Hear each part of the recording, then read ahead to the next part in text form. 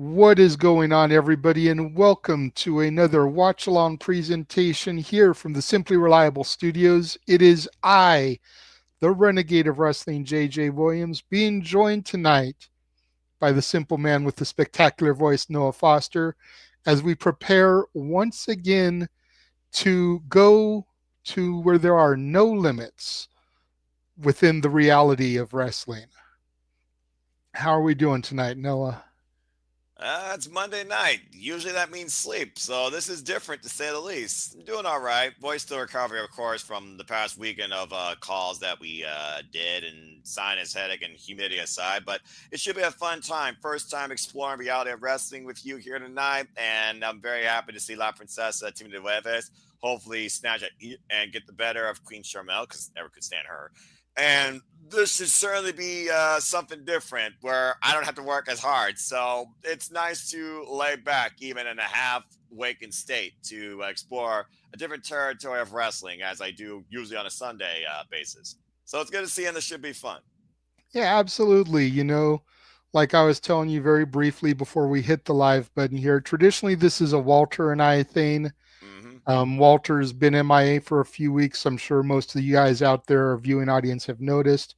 He's been handling some personal stuff, but we could not put this off any more than we already did. The show took place on Saturday evening as Backlash was going on, as MLW was having their show, their Azteca Lucha show. There was a lot of wrestling going on Saturday night. All the And wrestling. between, like I said, Backlash, between my work schedule, we had to push this a couple of days because I, either directly or indirectly, and even Tiffany herself has said that I stirred the pot some. Right. You know, I'm either indirectly or directly responsible for this match taking place. When I interviewed La Princesa, I had asked her, now that she's doing stuff with Reality of Wrestling, if there was ever going to be a time when she was going to do something with Sharmell, Queen Sharmell and La Princesa. It just seems like it writes itself. And she told me at the end of the interview that she had to make a call because I had given her an idea. Fast forward to the next ROW show, she calls Sharmell out. She shoves her, pushes her down to the mat, and everything just kind of started to spiral from there. La Princesa was banned from the arena for some time, couldn't even go to training at the arena, had to find her own avenues for practices and whatnot. And it all culminates here tonight, or Saturday night, technically. And that's the main reason we're here. Television champion AJ Francis defends his title against the former champion Chandler Hopkins. TNT, the Sons of Devon Dudley, look to challenge Fly Def for the Ring of Honor, or not Ring of Honor, Reality of What? Wrestling. I keep wanting to go there because ROW, ROH, like Yeah. it's really Yeah. easy to fall into It's a that pretty. trap. About to say it's really easy to do that. I hold nothing against you. But they're looking to challenge Fly Def for the Reality of Wrestling tag titles. Vert Vixen is going to challenge Kaya Dream for the ROW Women's Championship. Zilla Fatu has a face to face with his next challenger, Ryan Davison, and so much more. There's a number one contendership match for the women's title. There's WWE ID tournament matches. And without any further delay, let's go ahead. We're going to hit the play button. If you guys want to watch along, Title Match Network is where you do it. There should be a link in the description across all the channels here. I think it's either $9.99 or $14.99 a month for a monthly subscription. You get access to all of the products that they stream there. A lot of them Texas based, as Reality of Wrestling is. But we're going to hit play in three, two, one, play. TitleMatchNetwork.com. And we are underway. Okay then. Got our ring announcer in the ring doing a little merch shill. Buy the merch, buy the merch, buy the merch, buy the merch, buy the merch, buy a shirt. Hey, Gotta sell. you know better than anybody when it comes to independent wrestling, merch is the key. That is how the talent makes a good chunk of their money. Oh, I'm absolutely. You're not going to get no argument from me. You kidding me? Even if people don't wear the shirt, and I don't see why many people actually wear the shirts, buying the merch is how you put that love and support into those that you want to see follow their dream, ascend to greatness on the biggest stages of them all. Not just WWE, but Maple Leaf Pro, TNA, AEW, and House of Glory, and MLW for that matter. The biggest possible companies on the scene here on the Western Front before they go on excursion out to the UK, Mexico, or even Japan and Yeah. other places. I'm just, going off the top of my head here, thinking about, It's funny you mentioned that because I filmed my stuff today for the No DQ roundtable. mm, And, your question about where WWE should branch off to next was a very excellent one. And I hope you enjoy the way I answered it. I'll leave it at that. I didn't know I came up with something like that, but thank you. I was like, question, did. I was just half my brain that night. As I do sometimes, keeping it simple. But thank you for that. Again, I'm just all about exploring the industry, not focusing on just one company. Of So course. again, this should be fun. And as we branch out into other promotions here, not just RLW but HOG, I'm sure others will be added down the line. For all we know, we might do a Maple Leaf Pro. They just had a big show also on Saturday. Congratulations, by the way, to Shell Shaw, the first ever Maple Leaf Pro women's champion, I believe, under this inauguration, or if ever. Freaking Pro Wrestling Eve, of course, the grunge, punk, steam-worthy all women's promotion in the UK, ran by Stu and Will Ospreay, and I believe our name's Emily. Of course, Siri will take the IWGP Women's Championship there and defend that against Alex Windsor. Looking very forward to that match. Send Marvelous, working with Marigold, of course, in Japan. Again, this is the type of stuff that I do outside of what people do Western Front wise here on weeknights. If not on a Sunday, it's what I do. I just randomly look at other promotions and matches throughout YouTube. Still got to find a way to look up Rev Pro, to look up Kanji, who I followed since Defiant Wrestling, how she took on Mercedes Monet for the Undisputed Women's Rev Pro British Heavyweight Championship, because I'm sure that was a big opportunity for her. Oh, And I'm sure. yeah, and there's the announcement about La Princesa. The booze raining out. Oh, yeah. I love how much of a heel La Princesa is. As she should be, damn it.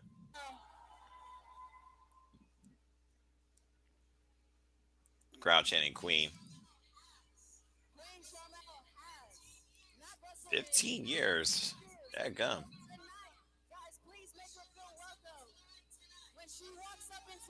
About to say, it's going to be a rousing reception. Is that supposed to be the main event? Because I see that was the thumbnail.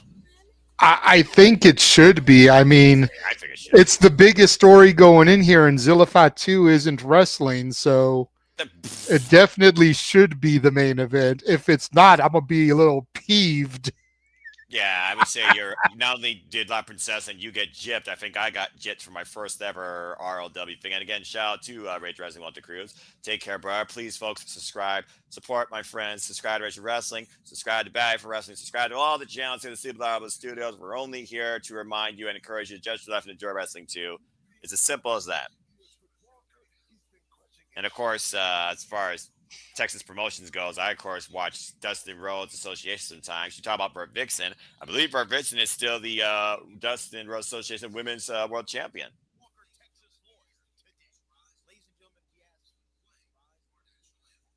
Playing? National anthem. Ah, yes, of course.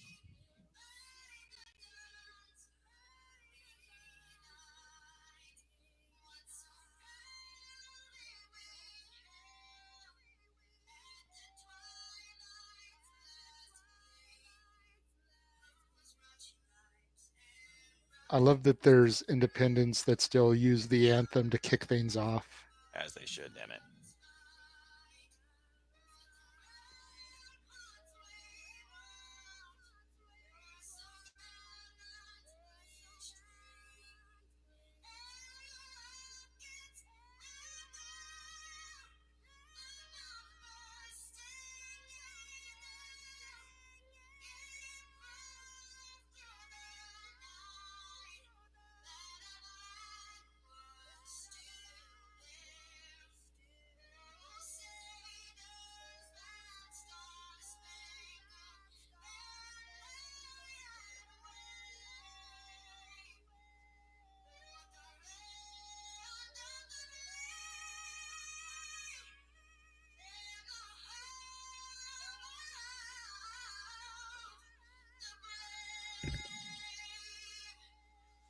Nice rendition. I'm not gonna lie though, that backlash person, she beyond killed it. That was one of the best renditions I ever heard of our anthem. That singer from Backlash was beyond phenomenal.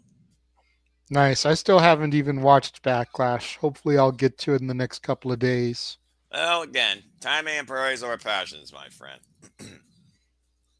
But if you know me and you know the ways of the simple man, wrestling does not have a timeline despite when it's live or pre recorded. I will talk about anything, anytime, as a quick post on the X. All Oh, right, I so let's see what definitely we kick know things off. that. Let's see what we kick things off here with. Of course, Best of the Juniors resume on May 14th. I'm all caught up on that. Good first 2 days of action there. I gotta see what's going on in Pro and Noah here as well too. If I can't watch it, I can read it. First, bringing out the commentators. Okay. They get their own introductions, which I think is kind of nice too. Give the commentators the respect they deserve as the voices of the company. Oh, okay.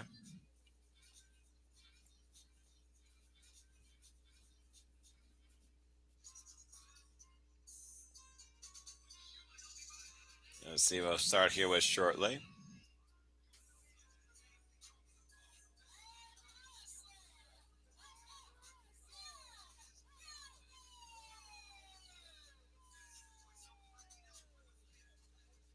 I recently was rewatching New Texas Pro Wrestling, Roxanne Perez, aka Roxy, versus Killer Kelly for the New Texas Pro Championship. Still one of my favorite matches when she was on the independent scene as the Women of Honor champion. Nice.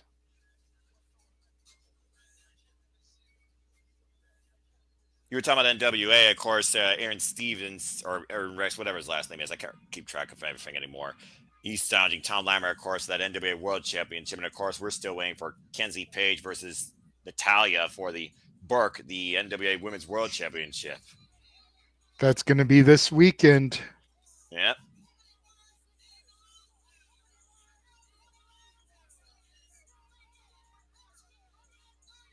All right, so it looks like we're finally getting our first dose of action here.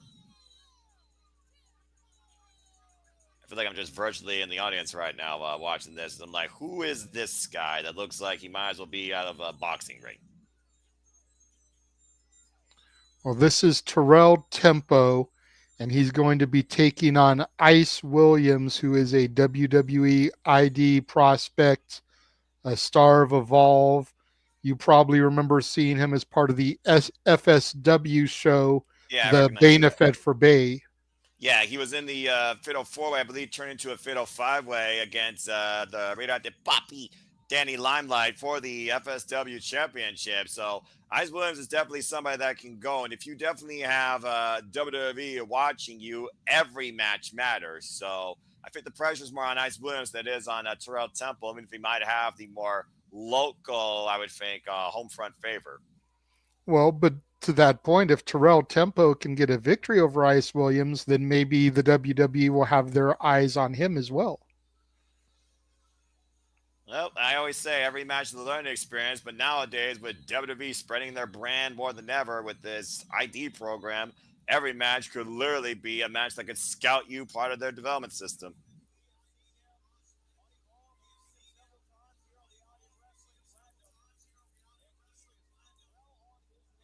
You talked about, of course, how he's been involved on Evolve. Of course, the Prime Minister Stevie Turner's announcement now has revealed the brand new Evolve Men's and Women's Championships. Yep, it's another championship in the WWE ecosystem, but we won't go down that rabbit hole to Wonderland. What are you talking about? I'm just talking about how the titles were revealed. I'm not trying to bring up any open mic night conversations. For those folks, please stay tuned for the Saturday Shenanigans hosted weekly Saturday night for regular Jay Williams. Bell rings are underway here for this first match. Speaking of WID, shout out to Kylie Ray. Tremendous effort against Michelle Shaw for the Maple Leaf Pro Wrestling Women's Championship this past Saturday.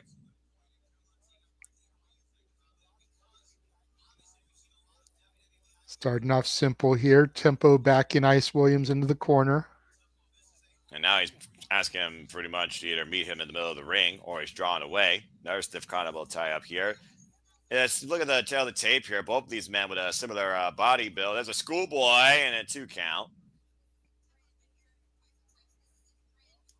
Ice Williams telling Terrell Tempo that he was that close to getting beaten so early. Keep your eyes on the prize. Well, JJ, you and I both know, as a former competitor yourself, this is a game about inches. All you need is 3 seconds. The likes of what we saw this past weekend across 5 different various promotions, that could not be more definitive than what Lyra Valkyria did against Becky Lynch, successfully retaining her WWE Women's Intercontinental Championship. Absolutely. That's a stiff side headlight there as Ice Williams creates separation and taken down with a shoulder block by Terrell Temple. And the drop down, Terrell Temple off the ropes. Ice Williams rolling away towards the agility. Oh, and a nice hip toss takeover. Beautiful arm drag, Steamboat-esque. We say that so many times about certain wrestlers when it comes to the position and timing and execution of a proper arm drag takeover. Nice Monty Straw cradle and a 2 count, and still maintains hold of the body, trapping the head. But for me, Steamboat had one of the prettiest arm drags in the business. So when I see one executed to perfection, then that's automatically what I think of. That's one of those things like, what's the status quo when it comes to perfecting the arm bar? You know, there's so many people that could be an intimidation. There's only one that's a true great. So you're giving Ice Williams that level of endorsement right there. Probably goes to, again, why WWE right now has ID'd him. Absolutely. That much promise. Nice drop kick. Goes in the cover with the far leg. It's a 2 count. To your point, since that arm drag, Ice Williams has been pretty much in control of this match. Until now, Tempo with the shoulder thrusts to Ice in the corner here.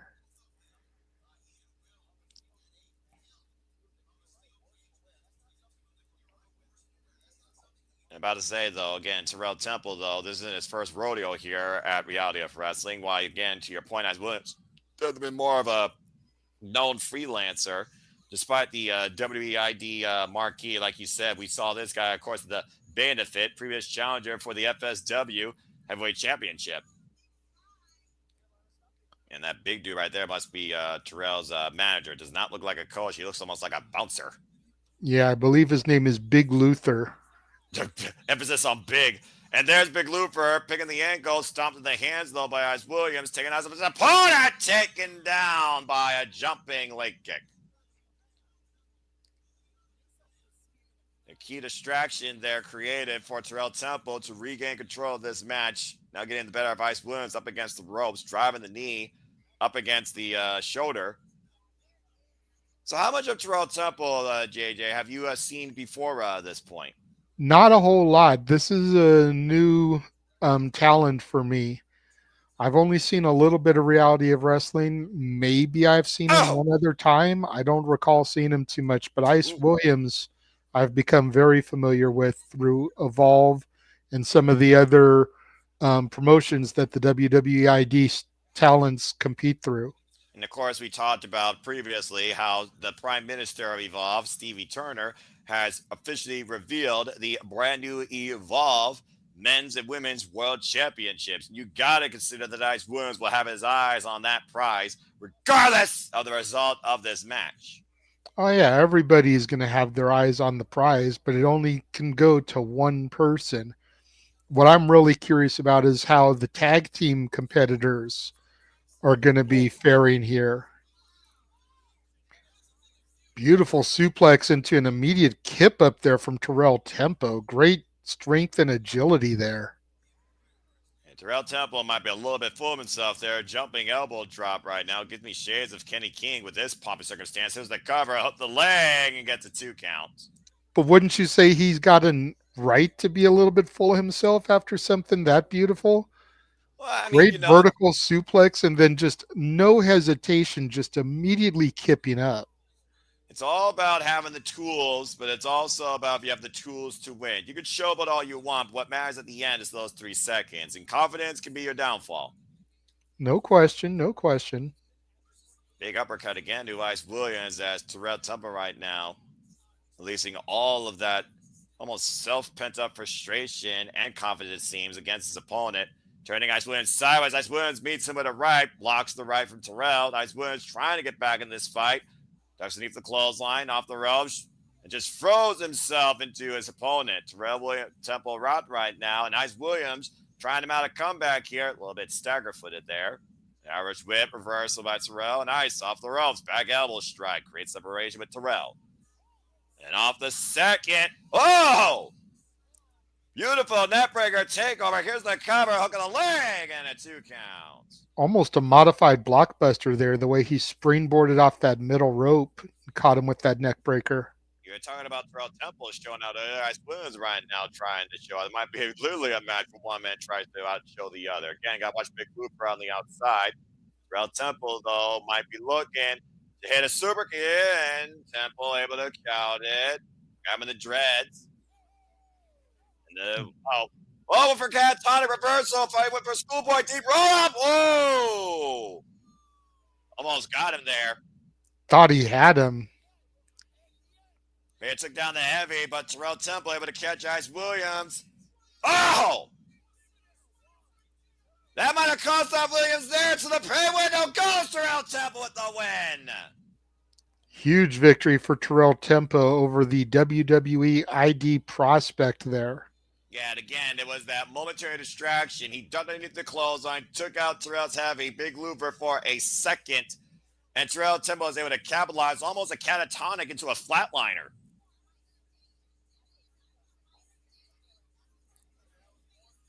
And Terrell Temple, you were talking about making a statement earlier. Big statement made against somebody already identified by WWE. WWE, are you watching Terrell Temple? You very well might be, or should be. Oh, I'm sure. I'm sure they're, if they weren't, they are now. Especially with this being a big opening contest in Booker T's Reality of Wrestling. We know Booker T, judge on LFG, commentator for NXT. Hollyhood, Hayley J. Oh, I recognize those pink tips on that blonde hair anywhere.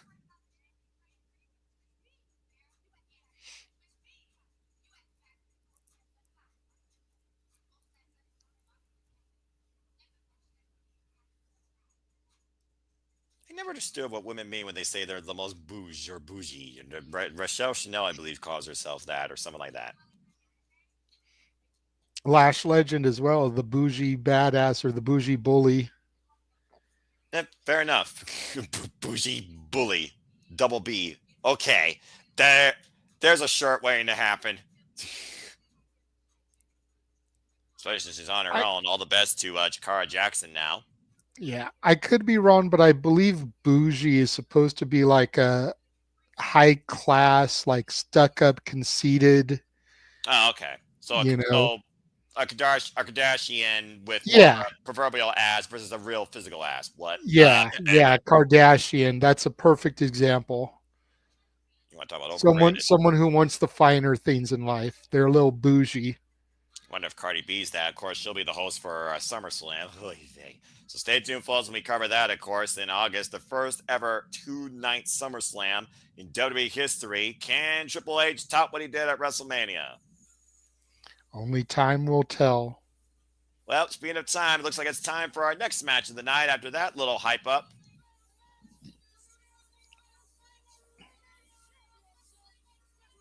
And it looks like it's a triple threat number one contenders match for the Reality of Wrestling Women's Championship.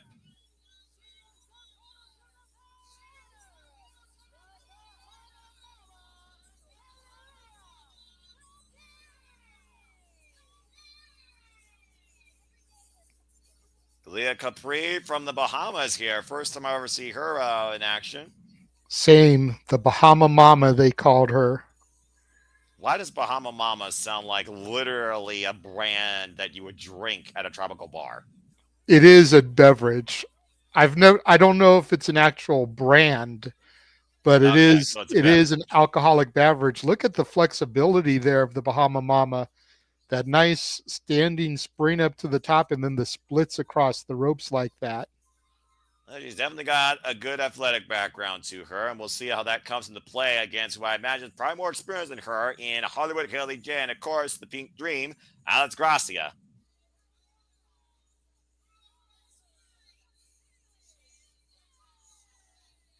Hollyhood Hayley J, of course, an OVW standout, multi-time OVW women's champion, one of the stars of the Wrestlers program that OVW did for Netflix. Made her debut in the National Wrestling Alliance last year at their anniversary show. Has been a active part of the NWA ever since then.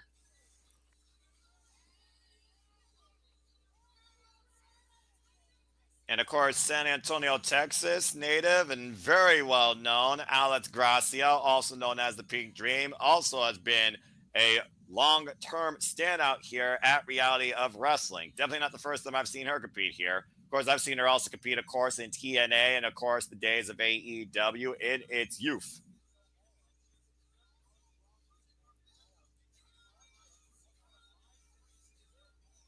And apparently, she was part of a group called the Notorious, which is no more, with the Poppy, Danny Limelight. So Alex Gracia now going into this thing on her own. Everyone for themselves. Ratings are underway. Triple threat match, of course. First pinfall submission inside the ring. You are number one contender. Schoolgirl roll up there by Hollywood. Now the Bahama with a Schoolgirl on Hayley. Quick pinfalls here so far by two of the participants here. Straight right there from Gracia, rocked Hayley J and received from Hollywood. About to say, now look at Hollywood now. Oh, nice trip up there to the Bahama Mama. Oh, and just rocked Capri. About to say, I mean, Hollywood Hayley J might know a thing or two about plastic surgery. Might as well give rhinoplasty there to Capri after that knee to the nose. Jeez. Oh, now Gracia, nice springboard cross body there from Capri. You're talking about her flexibility earlier. She's got a little bit of spring to her step as well.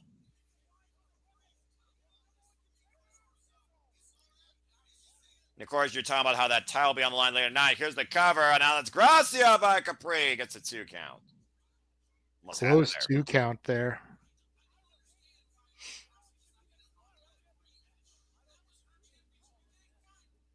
Back elbow there from Gracia drops the Bahama Mama. And she almost lost her footing there off the second springboard there. Still got enough of it for a cover. Only gets a 1 count, hooking the near leg. And she looked like she was going for a Cody cutter there. Yeah, I think she misinterpreted the distance or the launch. And right now trying to trap Capri in a submission. But watch out for Hollywood with another vicious knee to the side ahead of Gracia that time. Now taking advantage. Cover on Kaylia. Gotta get used to that name. I'm not talking about the freaking alcohol drink. Kick out that too. The fact that I'm 99.7% straight edge and I know more about alcohol in the tropics is a scary thought. A trip up again. Very scary. Hayley J. There's more knowledge than I shouldn't have here. Oh! Knee to the back of the head. What a knee drop there. Right between the shoulder blades. Of course, Alex Gracia, former Reality of Wrestling women's champion. Almost a shining wizard of sorts. That knee just ran through Khia. Now Alex Gracia trying to take advantage, shoot the half. Messy cover here. Referee opposition. Unable to even get a 2 count. So far, JJ, all three of these women have been hot out of the box here. No let up. Oh, yeah. I totally expect that from Gracia and Hollywood Hayley J. Capri was the unknown factor in this, the unproven talent to me. But to your point, all three of them very hot, very heavy, very determined here in the early goings of the contest. Well, again, there's only so many opportunities you get to a championship. And of course, the winner of this match will be the number one contender and will have their eyes very closely on the Reality of Wrestling women's champion. Cover by Alex Gracia. Gets a 2 count there on Hayley J as Kaylia Capri has been neutralized for now. To your point, we got the contest coming up later this evening as Khia Dream defends against Vert Vixen. And whoever wins this will definitely have their eyes glued on that match. And Vert Vixen, of course, has been training out heavily out of the Rose Wrestling Association. Schoolgirl there by Hayley J out of the reverse of the submission 2 count. Answers Alex Gracia with a vicious elbow. Rocks her all the way to the ropes. And Hayley taking advantage. Nice German suplex. Again, the beauty of a triple threat, if you can get rid of one of the opponents and you turn this to a one-on-one match, that plays in your favor. There's less obstacles in your way.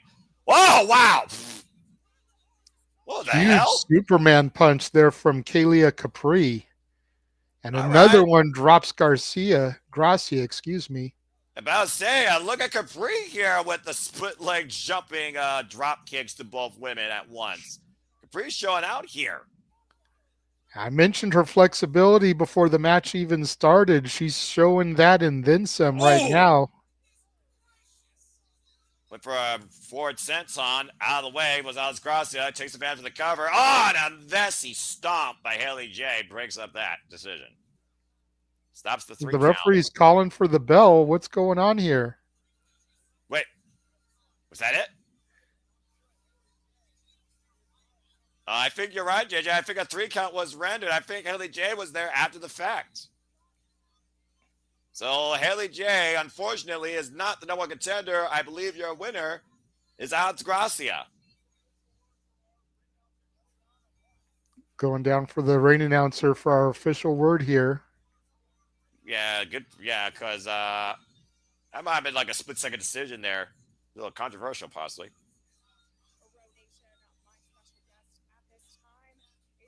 Yeah, it looks like the winner of this match was Alex Gracia. Will go backstage. Hey, Emily May. And then speaking of the real Poppy, there is Danny Limelight.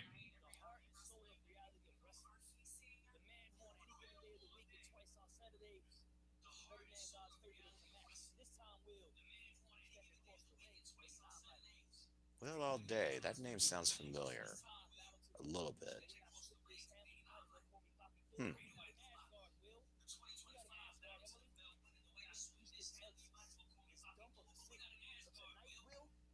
Poppy Thor. I don't think you can mix Mexicans and Greek gods together. Hey, never say never, man. Look, Spartacus Ric Flair would have been more logical than a Thor Poppy. I'm just saying. What do I know, though? I don't know anything. Damn it.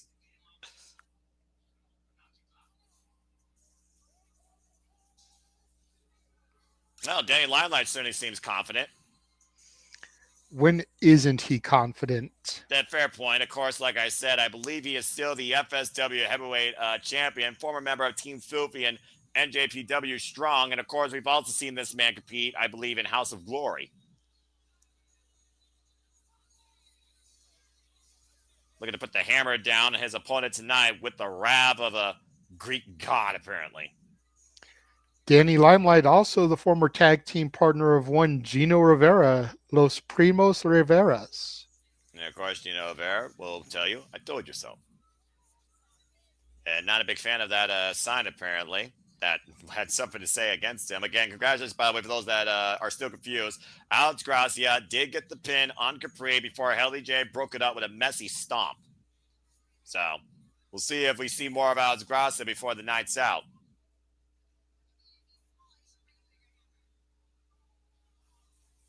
Danny Limelight exhibits so much of Rocky Romero.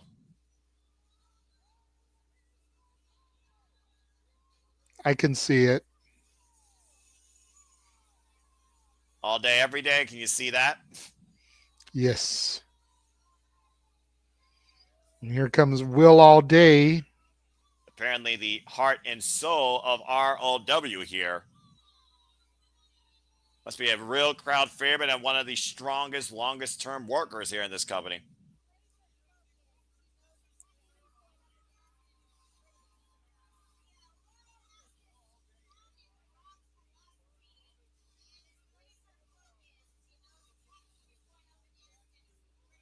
Pretty good pace so far. We're on our third match and we're barely 30 minutes into the show here. Yeah, and I like the fact that, again, we're just moving along, okay? You're not giving me a bunch of, but then again, this is the independence. This is why the independence, the grind, should be respected more. And for those that doubt anybody that was on that grind, you don't know a thing or two about this wrestling business, and you misinterpret the trust you should have for the workers in getting to where they are. Even if they're not in WWE, AEW, TNA, HOG, etc. Bell rings, it looks like we're underway for this contest. I mean, Number we one, did get a Sharmell. little video package and promo before the second and third match, but not so long that we're like, oh my God, can we Yeah, get on shut with the this hell up. already? This is irrelevant. It's not anything worthwhile that I've seen 250 times already. Uh, F blank. I have no reason to say that so far tonight. Then again, like I said with Independence, I usually don't because at the end of the day, it's about that work ethic in the ring and keeping the flow going. And then having a break, of course, to talk about more merchandise in the upcoming shows. But that's when you only do one break. Plus, it gives you an opportunity to kind of know the stories going into these matches when you're Yeah. not that familiar with the company. Yeah, and also sometimes meet and greet with the wrestlers. I've done that before at Rondo's promotion up in Detroit in Same Wrestling Revolution, where I met Camille, why she held the Burke after defending it against Shauna Reed. Shout out to Shauna Reed. Go follow her, folks, in the social medias. After freaking spearing her in the next week. Up and over. Whoop. And Shauna Reed, of course, also was involved in Dustin Rhodes' Academy, former Rhodes Association Women's Champion. Oh, and Danny Limelight taking Will Allday down hard by the hair. It's one of the disadvantages for having long hair. Trust me, I know. Whoa, look at that. Nice snapmare there. Will Allday springs up. Oh, man, what a kick. Like it looks good on camera when you're getting hit and everything because the hair flies and it's good visual, but it can also be a downfall because grabbing a handful of hair is something that a lot of heels love to do. But again, it's also one of those things where it probably looks great for slow on replay. Swing and a miss. Bowman on the outside. Vicious knife edge chop there by Will Allday to Danny Limelight. And right now, both these men are literally fighting outside the ring. Of course, 10 count will come into play here shortly by the referee. This is a standard match, folks. This is disqualifications are in play. Up in the apron now. Good shoulder block there by Will Allday. Ooh, rocks him at Enziguri. Turns the referee around. Oh, and kicks that rope right up into Day's Day. Heel 101 there from Danny Ooh. Limelight. But I say there's some tension there, and I'm not talking about Danny Limelight's attitude as he drove all day, shoulder first, and the ring post following that. And it looks like it's going to work on the arm. Vicious arm wringer. It almost feels like that Danny Limelight and Will Allday with this animosity towards one another and also this awareness. This is not the first time they've engaged each other here in the ring or in ROW. Overhead shot there. And snapmare. Lining up the spine with a kick. Here's the cut. Oh, I thought he was going for a cover instead. Ground and pound. Just teeing off against Will Allday. Hammering. Danny Limelight is looking to just humiliate Will at this point.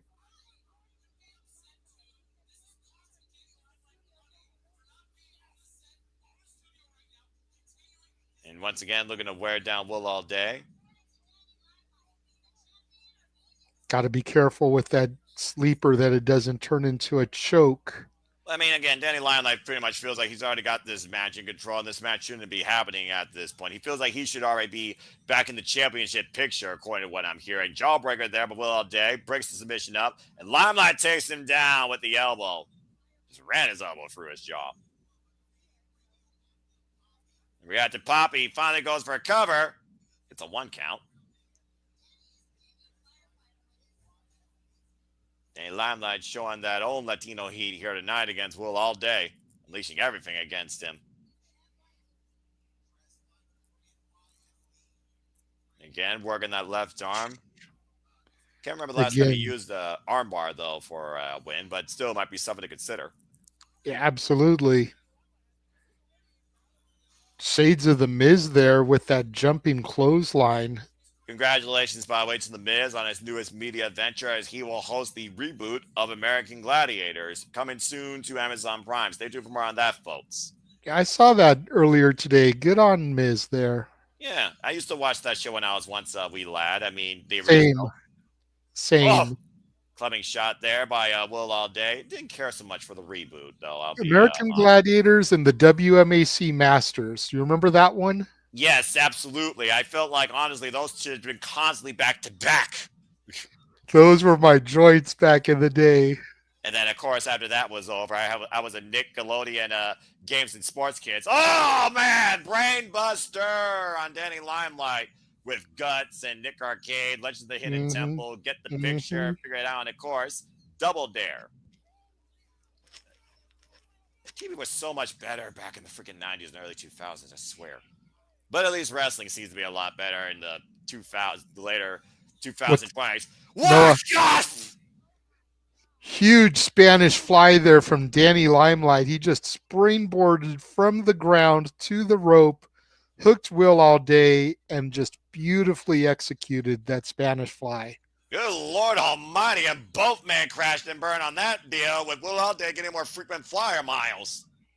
And Danny Limelight can't capitalize here. You got to figure if he was able to go right into that pinfall, he would have had this by now. Edge of your point only gets 2.5 off the back press near leg hook after a shoe and a half. Yeah, very lackadaisical cover, but I think that's all Danny Limelight could muster at this point. I mean, again, look at Danny Limelight's face. He knows that he had the match won there if he was able to follow up on it sooner.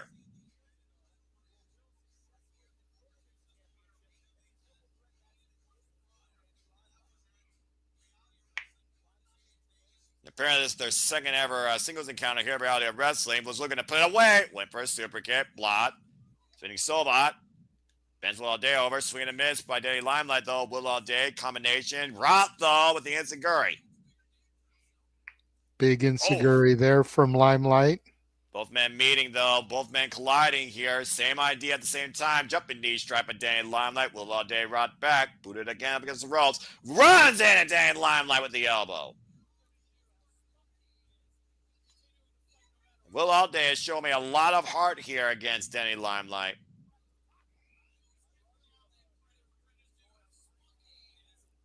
Got that tenacious attitude about him. Very spunky. An Irish whip, Danny Limelight reversal to Will Allday out of the corner. Oh! Spotlight kick of sorts, cover, hook of the leg, and a 2.5.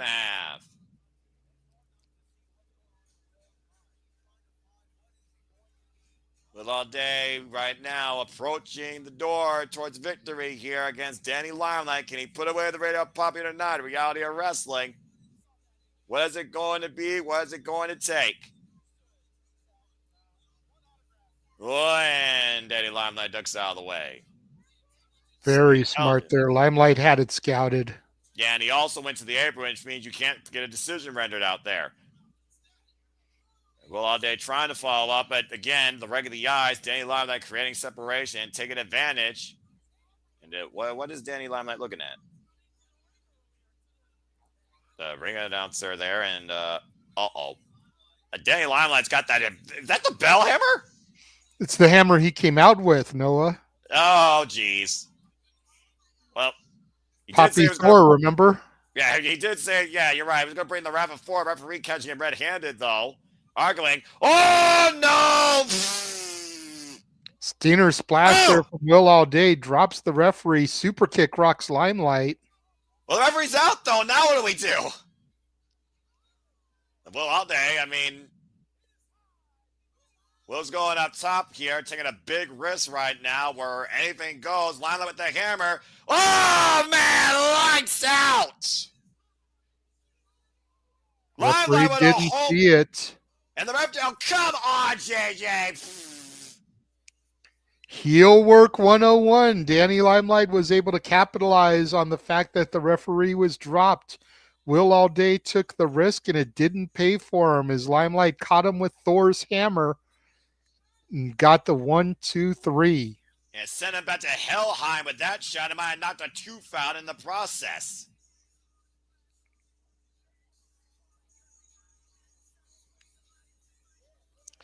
And now Limelight just jaw-jacking, adding more insult to injury here over Will Allday. Yeah, I think he literally knocked the tooth out of his mouth, and Allday is not moving. Allday literally is out for the day. That hammer shot directly on the jaw, a home run swing by Danny Limelight.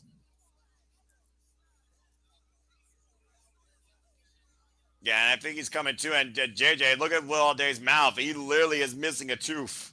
Mm-hmm. Toothless Eek. aggression here. Well, he's not going to be smiling the same way again. Shades of what happened to Javon Evans, at least with less blood here, courtesy of All Eagle, Ethan Page. And who knows what's next Question for both those is, men. question is Danny Limelight going to put that tooth under his pillow for the tooth fairy, or is he going to give it back to Will Allday for him to try and get that cash? Well, I mean, the whole purpose behind Danny Limelight's attitude here, he felt like he shouldn't have even been involved in this match. It was costing him money to begin with. He should have been involved in championships. We go backstage to Emily May.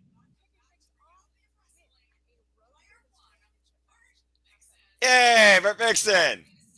One of my favorite gamers in wrestling.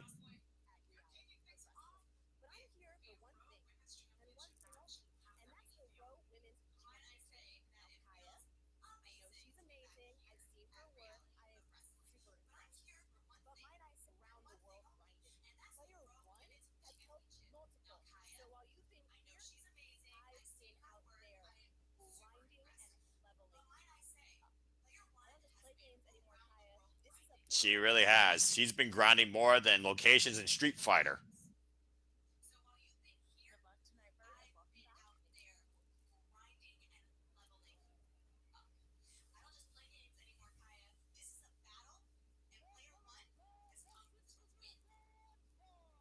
Well, player one, game on.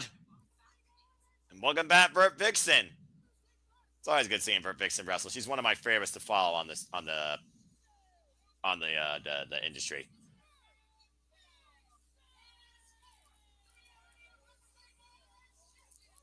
And to your point earlier, JJ, we now know whoever wins this match, Alex Gracia, will be waiting for them to win that number one contenders triple threat. Yep. Vert Vixen to show that her power level is greater than what the Reality of Wrestling Women's Champion brings tonight as she takes on Khia Dream for the ROW Women's Championship. And again, it's great to see Vert Vixen back. Of course, this player of the game has been all over the world. Whether you want to talk about Japan, Brazil, Texas, California, America, Canada, Tokyo.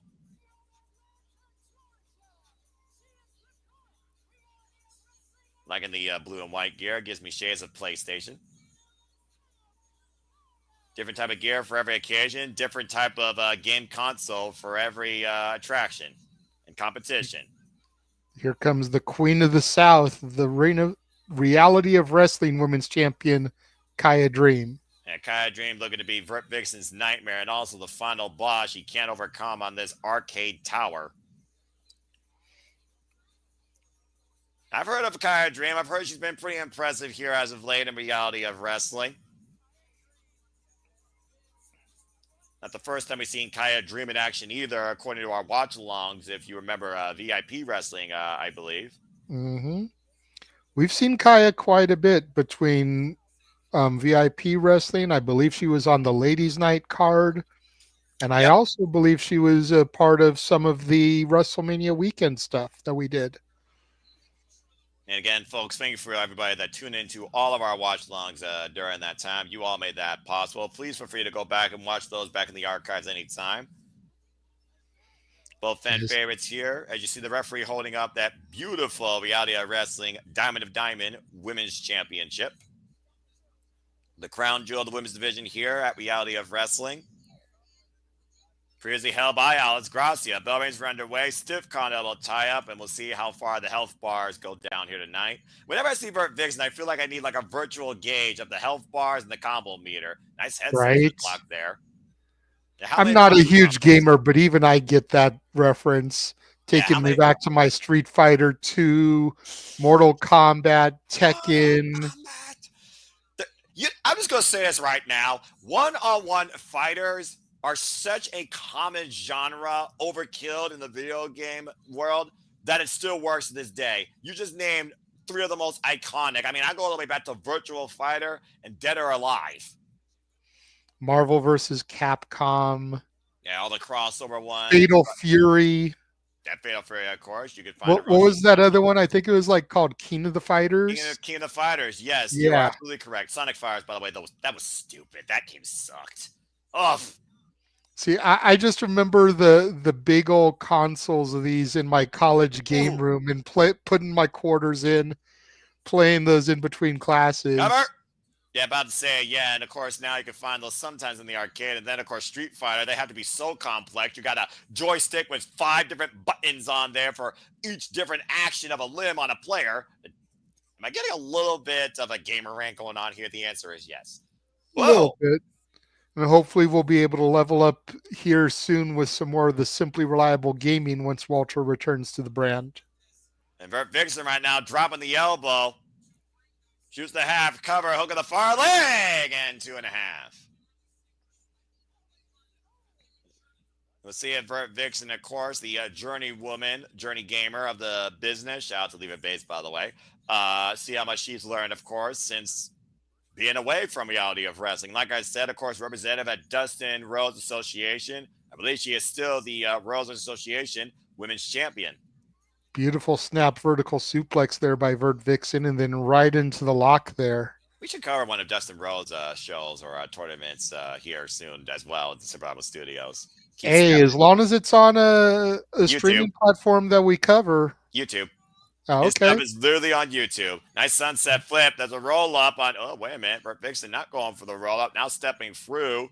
Looking for a sharpshooter? Possibly if she can turn Kaiji over, but Khia using the free left leg right now to create separation from player 1. Then the thing just becomes, does Dustin have a show booked on a day that we've got something else already that we're covering? It depends right now. Khia Dream catching away the ropes. Oh, and caught Vert Vixen coming in with a cutter. Beautiful cutter and beautiful way that she caught herself in the rope there. Khia's got the posterior where she was able to just rest right there on the middle rope as she sucked Vert Vixen in for that cutter. Yeah, Vert Vixen's combo right there failed to complete. And right now, Khia Dream in control, runs through Vert Vixen with the clothesline, now trying to follow up. Take her down the yellow bar, arm rigger, get to the midsection, rising knee strike combo. Off the ropes, second again, vice crossbody springboard. Here's the cover to retain a 2 count. This is so far my favorite match of the night. I figured it would be because I knew you were a Vert Vixen fan going in. Damn right. Ooh, took too long there. Good counter. Adrian on both of them in top position. Vert Vixen hoist her up. Look at that! Look at that! Took her down! Counter 2! Blue fireball also! I don't know why you got excited, Noah. You know the rules. A blue thunder bomb doesn't get a 3 count. We are not going there, JJ. But now the double underhook. It's a game over for Khia Dream. Khia Dream reversal. Messy jackknife sends the cover and a 2 count. Oh! Good vertical base fall. Running in with the sliding knee strike. Looking to finish her. And this could be it. Dun, dun, wait, inside cradle. Inside cradle. Shoulders down. 1, 2, 3. She does it. Khia Dream just stole that one from Vert Vixen. 5% health left, and she finds the one opening she needs to get the KO for the 1, 2, 3. And to your point, Khia Dream is still Reality of Wrestling Women's Champion. Congratulations to Khia Dream on a hard-fought victory there over the more experienced Vert Vixen. Well, still, respect shown amongst both these players here as player 1 moves on to the next level. Always going to continue. But congratulations to Khia Dream on a well-fought retainment. And now Khia Dream has Gracia waiting for her next to challenge her for the crown jewel of Reality of Wrestling. Very good match, though. Very, very fun match. I always follow Vert Vixen all the time. So, by the way, shout out to the pink and blue gear, by the way. I think that was kind of like Nintendo Switch-esque. And, of course, I could be wrong, but I believe Alex Gracia is who Khia Dream defeated for the championship. So, Gracia going to get her rematch here coming up. That is correct, because I was overhearing that. All right, well, let's see where we're going from here as we move on to our next match. That made me very happy. That made me very happy.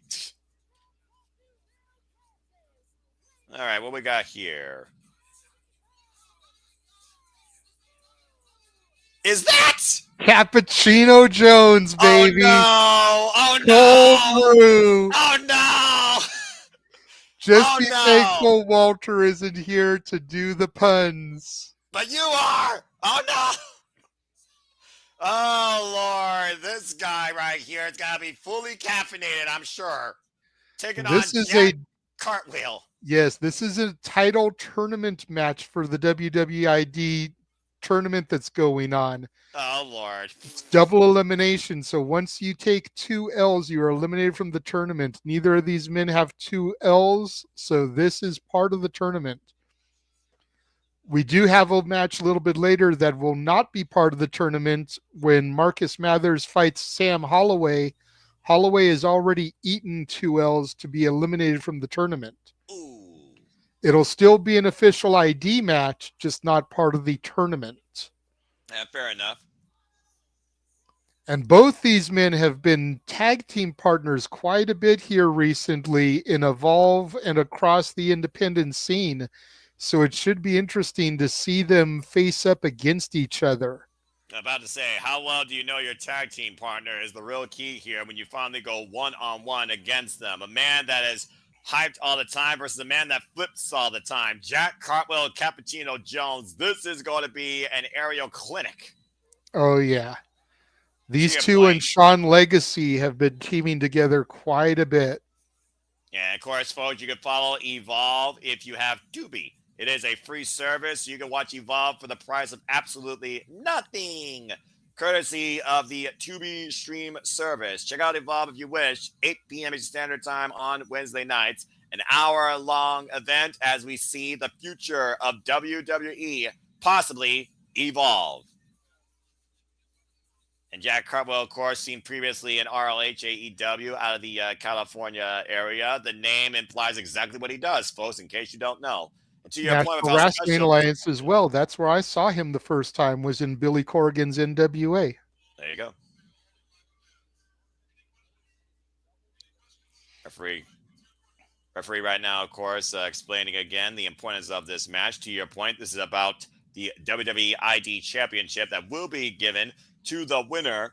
And of course, that championship will be defended across all promotions for WID prospects. And if a non-WWE ID competitor defeats the champion, they will automatically get a WWE ID contract. So something like we had earlier with Terrale Tempo and Ice Williams, that could have gotten Terrale Tempo a ID contract if Ice had been the champion. And of course, Cappuccino Jones and Jack Cartwheel, both these men are very, very determined to win that title. Cover here. Lara presses a 1 count. Don't blink. Whoa! Good flip. Escape out of the sweep the leg. Stalemate. Yeah, this is definitely a blink and you miss something match. Both these men, very fast-paced competitors. Cappuccino Jones reminds me a lot of a young Kofi Kingston. Yeah, not just from the hair, I imagine you're talking about either. No, just the entire agility, athleticism, some of the moves that he does. And Jack Cartwheel reminds me of a young Jack Evans. Good comparisons there. And right now, scouting Jack Cartwheel. Now might be looking for the mighty straw, but Jack Cartwheel escapes. Lateral press. Look at the far leg. The 2 count. As I watch the best Super Juniors, the fastest, strongest, most predominant junior heavyweights on the planet competing in the marquee tournament, of course, in New Japan Pro Wrestling. These two might give them a run for their money. Off the ropes. Good agility there by Jack Cartwheel. Cartwheels. I'm going to be saying that probably a lot here. Probably so. Split leg drop. And backflip. Caught looking for the... Oh! And knees driven down by Cappuccino Jones. Once again, looking for wrist control, and Cartwheel springs up, escape again. Deeper arm drag takeover by Jack Cartwheel finally grounds Cappuccino Jones for the moment. Good grief. Yeah, I watch guys like this, and I'm like, if this is what the WWE has got in the pipeline, they're going to be in a really good place for the next few years. Because could you imagine either of these guys versus like a Javon Evans? I mean, at this point, I'm just waiting for WWE to bring back the Cruiserweight Championship because you literally hit the nail on the head. Nice cartwheel escape. I want everyone to take a drink, non-alcoholic drink. Nice cartwheel escape again. Every time I say cartwheel. Nice backflip into a net breaker. Get a cartwheel counter going there. Here's the cover and a 2 count for Jack. And who knew cartwheel could be such an effective wrestling move? Jack Cartwheel did. But fair enough. I walked right into that one. Yeah, you did. I mean, Fuck. it's weird because to your point, who would have thought it would be such an innovative and good offensive maneuver? I But mean, I've seen clearly that. the guy was Ooh. good at them. And it's something that you don't see all that often. So it's something different, something unique, something that's going to bring eyes to him. Run with that, man. Like that's the whole point of an independent wrestler is to find that niche, that gimmick that's going to make people remember you. And this dude doing cartwheels and some of this aerial offense like we've seen him do, people are going to remember that. And right now, Jack Cartwheel trying to create separation from Cappuccino Jones. Around him with the jaw there. Oh, and Jones answers back. Cappuccino felt like that was a bit of a cheap shot there. And it might be a little bit of a aggressive nature coming out here. The sportsmanship might go out of the window because, to your point, one of these men is about to eat their first L in this tournament. Irish whip and cartwheels, rebound, cartwheel again, rebounds off the ropes, and what? Cappuccino Jones with the cartwheel. And look at Jack Cartwheel. He's Oh. like, oh no, you didn't steal my gimmick. Hey, you talked about before their tag partners. How well you know your tag team partner? How well you learn from them? You use their own evasion against them. And Cappuccino Jones right now getting the better. Irish whip up the ropes, caught into the Manhattan drought, catching cartwheel, drop kick. Beautiful drop kick. Just the half, hit the far leg, and a kick out of two. Whew. Cappuccino Jones is definitely showing me something that you don't get at your local Starbucks. If he gets I'm just going to call it right now. This is WWE's point to get a coffee sponsorship. It's going to be Starbucks or Dunkin' Donuts. Mark my words. Well, you can't even say that because there's so many different coffees out there, you Who's know. the biggest? Yeah, There's that's fair. there's the Coffee Bean. Oh! There's Dutch Brothers, which has started popping up a lot of places. And right now, that driver almost gave Cappuccino Jones one win over Jack Cartwheel and pushing Jack Cartwheel one loss closer to be eliminated from this tournament. Now trying to get up to the rope, losing his footing. Cartwheel takes the advantage with the enziguri. Kick to the side of the head. And oh boy, I sense disaster. Oh, Cappuccino Jones throws Jack Cartwheel off. And Cartwheel again. I mean, I remember seeing Cartwheel face Brian Cage and Gringo Loco prior to becoming a WID prospect. Spraying up the top rope of the Greco-Roman knuckle lock. And now hooking up Cappuccino Jones. Superplex! Oh, Beautiful man. superplex there. Can he drape the arm? Get the cover for the win to advance further in the tournament. Kick out two. Man. Very close there for Jack Cartwheel. I'm not sure how Cappuccino Jones literally kicked out of that. But somewhere, something deep inside him is keeping him brewing. Now up on the fireman's carry, rolling through with the Death by Driver, Spicoli driver, shaves the Mark Briscoe. And Jack Cartwheel again going up to the top rope. Look at Jack Cartwheel. Oh, wow! That looked like it hurt, though, at the corkscrew splash of sorts. Cappuccino Jones trying to take advantage. The waist slot. Now the O'Connor roll. Here's the cover. Sits in with the bridge. Ooh! Cartwheel barely able to kick out there. Look at the escape, though. Oh, that caught a German suplex. Turn him inside out there. Throwing him up like an accordion. Now Cappuccino Jones, the front face lock. Whoop. Ooh. Big super kick answer by Jack Cartwheel. I'm not sure if this match has a certain time limit as both men right now are down. This is literally a battle of one-upsmanship. This is incredible. Absolutely. We talked right about it at the outset as partners. They know each other so well. It's a game of anything you can do, I can do better. Right now, Jack Cartwheel grabbing the back of his head and neck, though. We're going to have to watch that. Handstand kick, wipes out Cappuccino Jones on the outside. Now Jack Cartwheel has Cartwheel up and over! Beautiful aerial offense there. The cartwheel into the standing moonsault over the top rope there, taking out Cappuccino on the outside. Perfect execution, 10s across the board from the judges, and perfectly called JJ. Now throwing Cappuccino Jones back inside the ring as Jack Cartwheel is slow to get back up to the apron. Catches Cappuccino Jones with the shoulder block. And delayed Tiger feint kick. Oh, and a big right wipes out Cartwheel. Oh, wait a minute. Now what is Cappuccino Jones looking for here? Cappuccino flies. Tope con Hilo wipes out Jack Cartwheel on the outside. Now bringing him back inside the ring. And Cappuccino Jones might be looking to fly. Are you kidding me? Oh! Split leg elbow drop, but nobody there to make contact with but the canvas. And you notice Cappuccino doesn't have elbow pads, so that jammed right into the wood there on the mat. He's lucky he was able to kick out of that still. Sees that function in his arms. Now the jackknife cover. Jack Cartwheel bridges out. Waist lock. Both these men drive position. It could literally be a flash pinfall here any second. And kick out too. Cartwheel. Oh, caught in the midsection off the cartwheel. Front face lock. Well, wait a minute. Hammer lock. Back swing miss.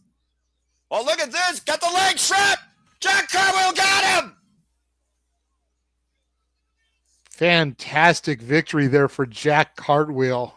Tremendous innovation with the inside leg capture and the arm underneath his body, literally trapping the entire right side of Cappuccino Jones, unable to pull the left shoulder up. Jack Cartwheel has handed Cappuccino Jones his first of 2 defeats in the WID Championship tournament.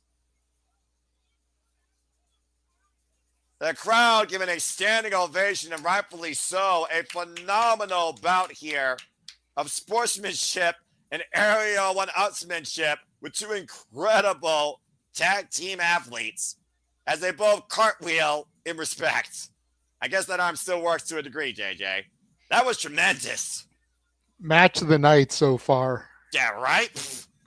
And I expected nothing less from these two when I saw they were facing off against each other. I told you both verbatim. I follow Evolve a little bit as I'm a crazy man. I watch wrestling. Well, not 6 days a week because, again, you can tell how much I've slowed down here, folks. 5 days, 4 days usually. But the thing is, I look at Evolve sometimes because of people like Jack Cartwheel and Cappuccino Jones. I did not know Cappuccino Jones before Evolve.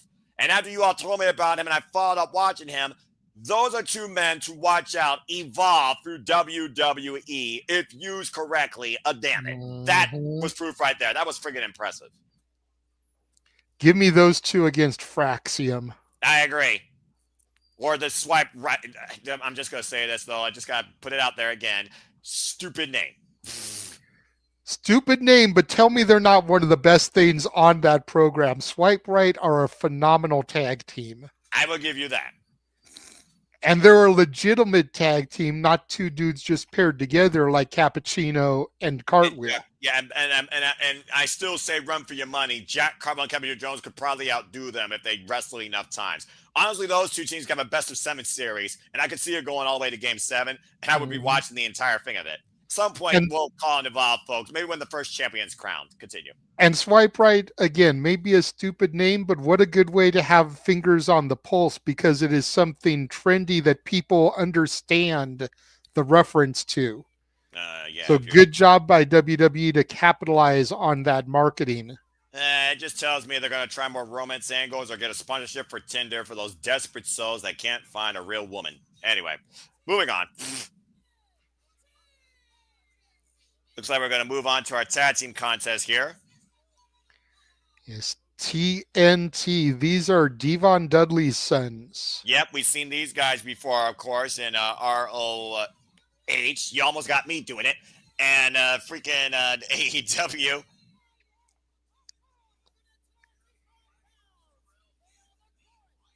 We've also seen him, of course, on other title match programs. Taking on the Reality of Wrestling Tag Team Champions, Fly Death.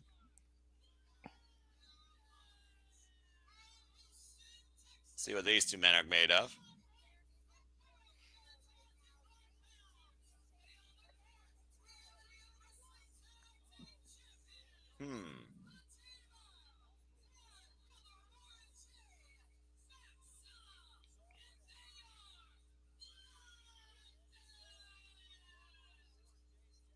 Zilla, that's a name.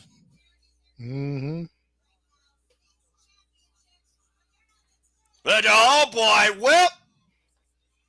Here we go. As we saw in the pre-match video to your point, Gage, of how simple it is to tell the story. We, of course, saw Fly Death assault TNT backstage at one point when they were training in a ring. And TNT wasting no time to get their hands on Fly Death. They want those tag titles. The bell, I don't think, has been rendered yet because we don't have literally two legal men in the ring. Wow, an overhead throw. Beautiful overhead belly to belly there. I'm about to say, though, referee needs to get some law and order here out of the corner, though. Look at the strength. And right now, it looks like Terrence off the ropes. Springboard back elbow strike, almost a modified doomsday device of sorts, or hard attack, if you want to call it that. Netbreaker, good combination here by the sons of course, to your point, Devon Dudley. And the challengers taking firm control in what feels like the precursor to this tag championship match, because I don't think a bell's rung yet. No. Oh, no. No, there's the bell. Ooh.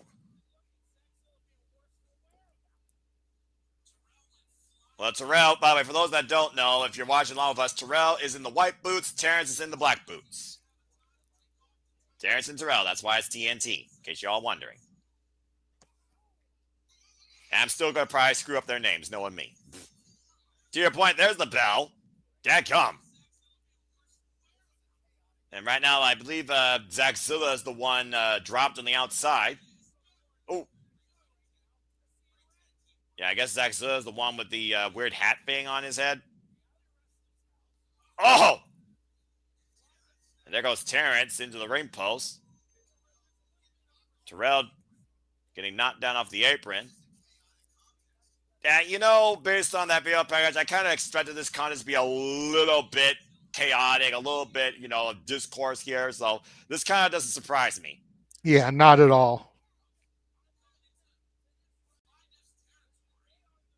Wonder how long Fly Dev has held these Reality of Wrestling Tag Team Championships.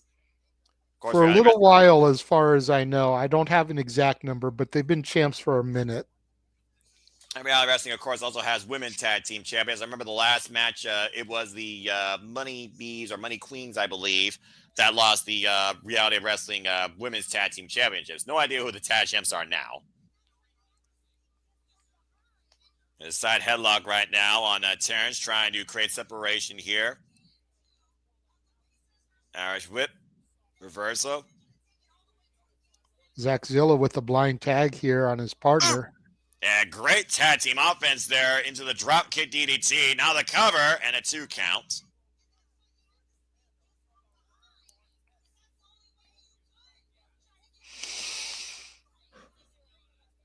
Tag made. Fly Def definitely isolating Terrence here, keeping him as far away from Terrale as humanly possible. Yeah, and Terrale, you see him tapping the top turnbuckle. He knows he can't do anything unless he's tagged legally in this match. Of course, urgency has to come into play for the challengers. Championship's advantage here. Tom's going to change hands via pinfall or submission inside the ring. I feel another blind tag was made by the champions. Oh, no! Dropkick to his own partner. Hoisted up into Terrence's shoulder. Tag made a Terrale. Oh! The rolling Death Valley. Oh, man! And a spear on the ground and pound. Terrale letting the emotions get the better of him here. Don't want to get disqualified in this title opportunity. You never know when you'll get another one. I mean, didn't Devon do that, to be fair, as part of Team 3D at times? I'm just saying. Oh! Yes, but traditionally when that happened, Devon was a heel, so it didn't matter if they got disqualified. They were Oh! still beating the shit out of their opponents. Hey, fair enough. Nice scoop slam there by Terrale. Gets a 2 count. Nearly got the titles there.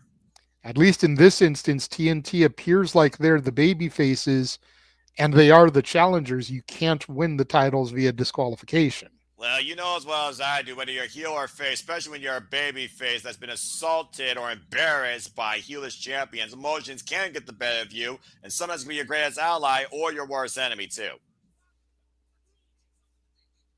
In TNT right now, the double leg takedown. All four men are back here inside the ring. Referee once again lost all control here, it looks like. Needs to focus on the two legal men, I believe, are in the corner. Wait a minute. I think the ref... Did the referee just throw out the match? What? Oh, come on, JJ. Hey, referee doing what he's got to do. I was about to pose the question, when did the referee ever have control of the match? The answer is the last second. The match has officially been thrown out. Challengers have been disqualified. Champions retain. TNT looks like they're looking for some hardware, shades of their father and uncle. And the thing, no one needed to tell them to get the table. And security now trying to stop this here. I have a feeling whenever we get the next show, we're either going to get a no DQ match or a tables match. Let's be honest here, bruv. It's the freaking Sons of Devon. They better do a damn tables match. And Zilla right now isolated with TNT while I believe Terrale up in the corner and Terrence hoisting up Zilla open palm strike. Oh no, don't do that. Come on. Oh boy, that's unnecessary. Oh man! Big old Bubba Bomb through the table there. Didn't even read him last rights.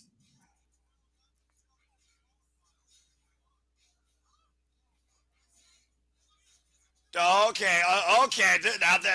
Well, whoa. Terrence Terrell are really risking fines and suspension here, JJ. They're pissed. They were embarrassed. They were getting their comeuppance on Fly Def. The referee threw the match out, then wants to try to come back into the match here after they've put one of the members of Fly Def through the table. They got a right to a certain degree. Well, there's a time and a place, and there's a way to handle business. And there always could be another opportunity, but I understand getting mad at maybe your opponents, but nearly assaulting referees and officials, you're pushing, your chances there. Let's see what this is about.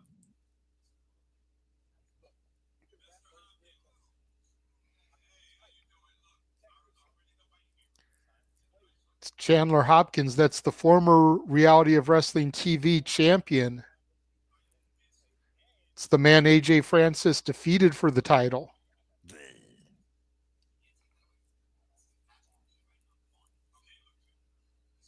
And that's the general manager, of course, Reality of Wrestling.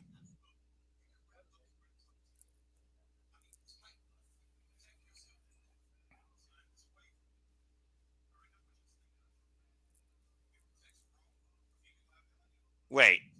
Oh, he's not 100%? Uh-oh. He still wants to have his match, even though he's not 100%. He's got better. Oh, this isn't wise. I don't think I'm going to like this. As they try and clean up the ring here. Good grief. Well, that was a freaking car wreck and a half. Literally. Sure, they've had enough of those down in Texas.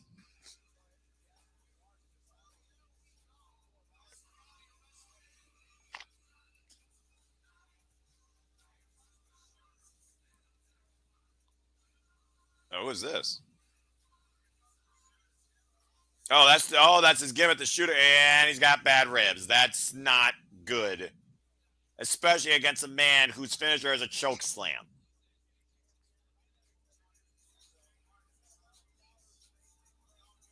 So apparently, JJ, not only did you tell me this man's the champion, but according to what I just saw, he signed a release that waivers reality wrestling for any further injuries sustained to him during this match, as he's not coming in at 100%. That's what I just saw too. So Going out to the reality of wrestling television championship.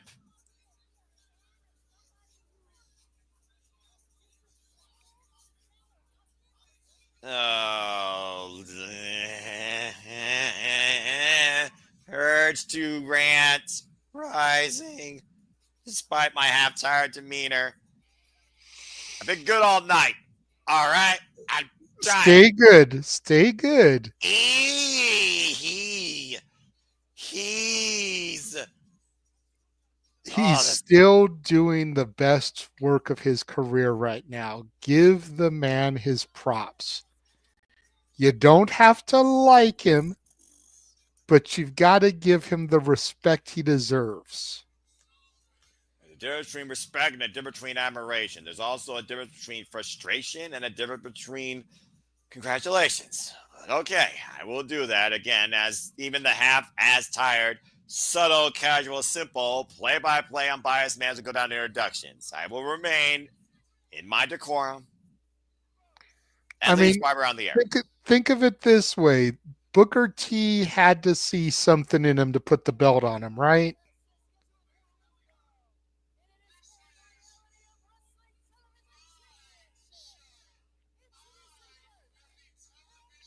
As he says, this is his show. If this is his show, it'd already be canceled.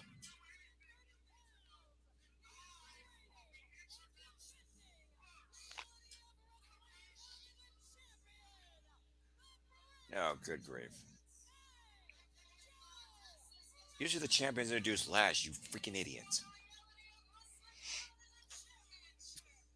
I'm done. I'm done. I'm freaking done.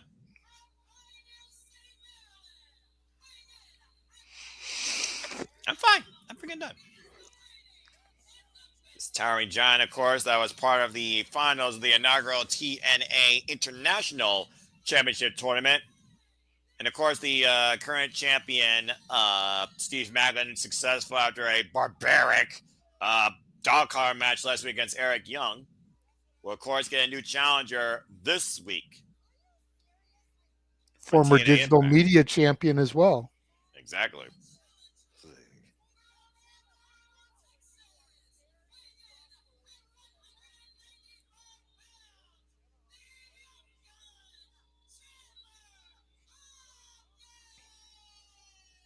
Young gun Chandler Hopkins is going to have to bring out the whole entire revolver to freaking take down this guy. Clubbing blow from AJ Francis to the back of Chandler Hopkins here. Yeah, before the bell, I wouldn't expect anything less from this guy. The bell He's rings now. smart. Right now, Chandler Hopkins, though, fighting probably more on heart versus brains with the shoulder blocks in the corner to AJ Francis here. Again, Chandler Hopkins, everything he's doing right now, he still has to be wincing in pains. Of course, compromised ribs, compromises everything. Now Trad pausing the bear hug and immediately on the attack, trying to create separation from AJ Francis. Jumping knee strike, rocks AJ into the ropes. And a super kick sends AJ up and over, flopping to the floor. Watch out! Good gosh! Suicide dive there from Chandler Hopkins. Looks like he took out the cameraman on the floor there. Yeah, I'm about to say, I don't think that was a glitch. I think literally Chandler Hopkins went for broke and he didn't take AJ Francis out alone. And Chandler now, getting AJ. Chandler Hopkins again, though, caught off the moonsault from the apron. And AJ right now, oh no. Oh, jeez. Lawn darts here sends Chandler Hopkins into the steel post. AJ rolls in the ring, breaks the count. But again, he could win. He could hold on to the title via count out here, as we know here in reality wrestling. Of course, is standard 10 count for those that don't know versus those that watch other promotions we've covered. And of course, disqualification count out. All favors AJ Francis. Referee up to 7. Oh, jeez. It looks like Chandler Hopkins is slowly getting back inside the ring, and immediately Francis back on the attack. Smart move. Make him regret the fact that he got back in there. Taped ribs, you could have just easily taken that 10 count, got counted out, lived to fight another day. Well, I mean, he's already in the fight, so again, freaking intelligence went out the window right now. This is nothing more but pride here. Foolish pride. Foolishness, again, though, could lead to something here, as his ribs are being braced across that top ring rope, and a clubbing shot. Thought he was going to go for the 10 beats there. Shades of Sheamus. Yeah, so did I, but instead, I think he's looking for that massive knee in the corner here. And AJ hits it and flops up and over the floor. It's not a flop if you go up, over, and land on your feet like you're supposed to, Noah. He still flip flops, so you know what? I'm still going to always put the flop out there. Plus, flop starts with F. And right now, looking to turn Chandler Hopkins into a horseshoe. Flop will never not be associated with his name when it comes to me. Off. Fair enough. And hyperextending the arm there across the ring post, and Chandler Hopkins trying to fight back here. And Chandler Hopkins pop up. AJ catching him, honestly looking for an apron bomb, and Chandler holding on to that topper for dear life. Kind of with a kick. And Chandler right now looking for something else here, but again, Francis catching the leg, now hooking up Chandler again, and what the... Oh! Gosh. Drops him right there on the edge of the ring apron. And of course, where wood meets steel, as we talked about before. And again, we have to keep in mind, Chandler Hopkins is not coming in at 100%. He has compromised ribs. And any further damage he sustains, Reality of Wrestling will not be responsible for. He signed a waiver that waives that.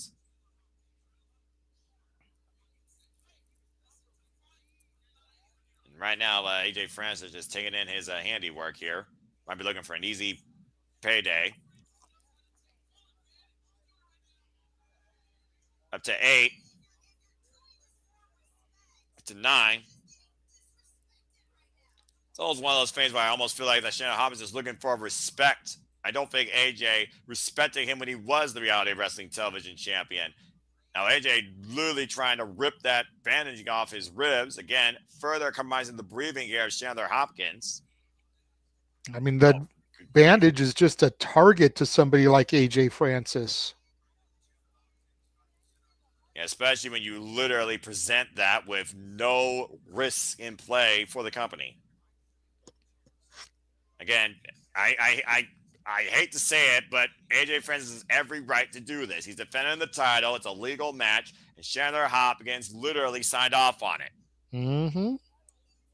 As much as you may want to, you cannot hate on AJ Francis for taking this advantage. Yeah, but again, I don't understand the thinking that Chandler Hopkins was thinking when it came to not waiting for this rematch when he was 100%. Bat drop suplex for AJ Francis. Former champion here, rinsing in pain, rising up. Here's the cover. Kicks out at 1. At 1? Wait. At 1? The heart. That foolishness, but I'll give you that. I think Chandler Hopkins is trying to get AJ Francis off his game by kicking out so quick. And right now, the Reality Wrestling Television Champion looking to wear down Chandler Hopkins here in this modified cravat. And Matt Helms and Charles and Nicholas Ferrante, good to see you all, and good to see everybody here for this retro watch along in the Super Reliable Studios. Again, here, folks, we not only look at the mainstream, we look at all the wrestling, but for the senton, and thankfully, Chandler Hopkins got out of the way. That could have really been it for that man. I'm not sure if retro is the right word for this. Usually when I think retro, you think about something that's old. Independent. I think delayed watch along would be better suited since this is only a couple days old. That too, but also we've only done this with independent wrestling promotions as of right now, since we've incepted all the wrestling, truly all ALL, all caps, into the Super Reliable Studios, which I love. So I understand what you mean. Nice combination there, the spinning soul, but again, AJ Francis trying to grab the ribs. Nice reverse hook kick there into the enziguri. AJ Francis is rocked. Chandler Hopkins needs to take advantage here. Chandler right now, to your point, trying to hoist the big man up. This is not wise. No, especially not with those ribs. Ooh, jumping knee. I'm not sure he got all of it though. Swing and a miss by AJ Francis. Handstand kick. Beautiful handstand insecurity Oh, there. Rolling through, flatliner. here's a Camille Hayes. Did he not miss? Kick out at 2. That's about probably as close as Chandler Hopkins had at this point to regaining his Reality of Wrestling Television Championship. But yeah, Chandler to do this Hopkins point, taking that tape off now. The bandage, he has unwrapped it. I don't know what Chandler's thinking with this here, as he's now trapped in the clutches of AJ Francis. That Is choke AJ slam looking here. for that choke slam? Oh no! What? Oh, was looking for a reverse run, and again AJ hoisting him up high and take it out in EDC. I almost thought AJ was going to step through for a Styles clash. Oh, That would have been so good considering he's TNA wrestler. oh my gosh, that would have made me ran out of this world. And also, that almost made me ran positively because Chandler Hopkins almost won there off that. Oh no! Oh! The shooting star press cover, new champion. Well, what the fuck? What just happened? Somebody just grabbed the referee's leg there. Who is this? Who the fuck's that? What? What? I'm not sure who that is. Oh, you gotta be fucking kidding me. Whoever this is just got Chandler Hopkins disqualified. AJ Francis retains. But I'm not sure who this is. This Timu Virgil just fucked Chandler Hopkins? What the fuck? That's bullshit. Well, you got to figure Chandler Hopkins will have a right to a rematch because he did win the match. He just didn't win the title. Well, either way, AJ Francis is still Reality of Wrestling World Television Champion. We'll see how well that does in the ratings. Chandler Hopkins, though, a hell of an effort. I thought he had him off that 6-shooter shooting star press. I said he had to empty out the entire barrel. He did that. He just didn't have another revolver for another freaking target. To go backstage with Emily May.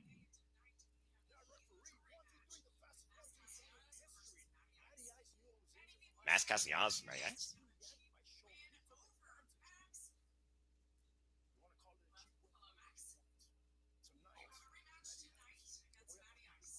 Dude gives me Santos Escobar vibes. You're right. His second, it looks more freaking usable and useful than freaking Electro Lopez. And that's not designed to be a shot at anybody, just for those of you guys watching along with us. Just trying to go off of people that we're familiar with, comparing them to the people we're learning here. But it very much gives me a Legado vibe here. Mm-hmm. And I don't speak Spanish, so I don't know what he's saying. Right? Damn it.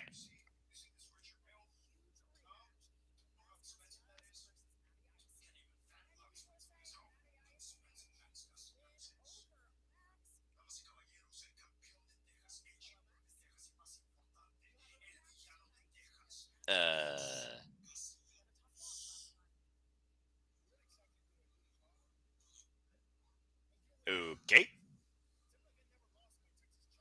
You think this guy will be working for Dario Cueto? Mm-hmm.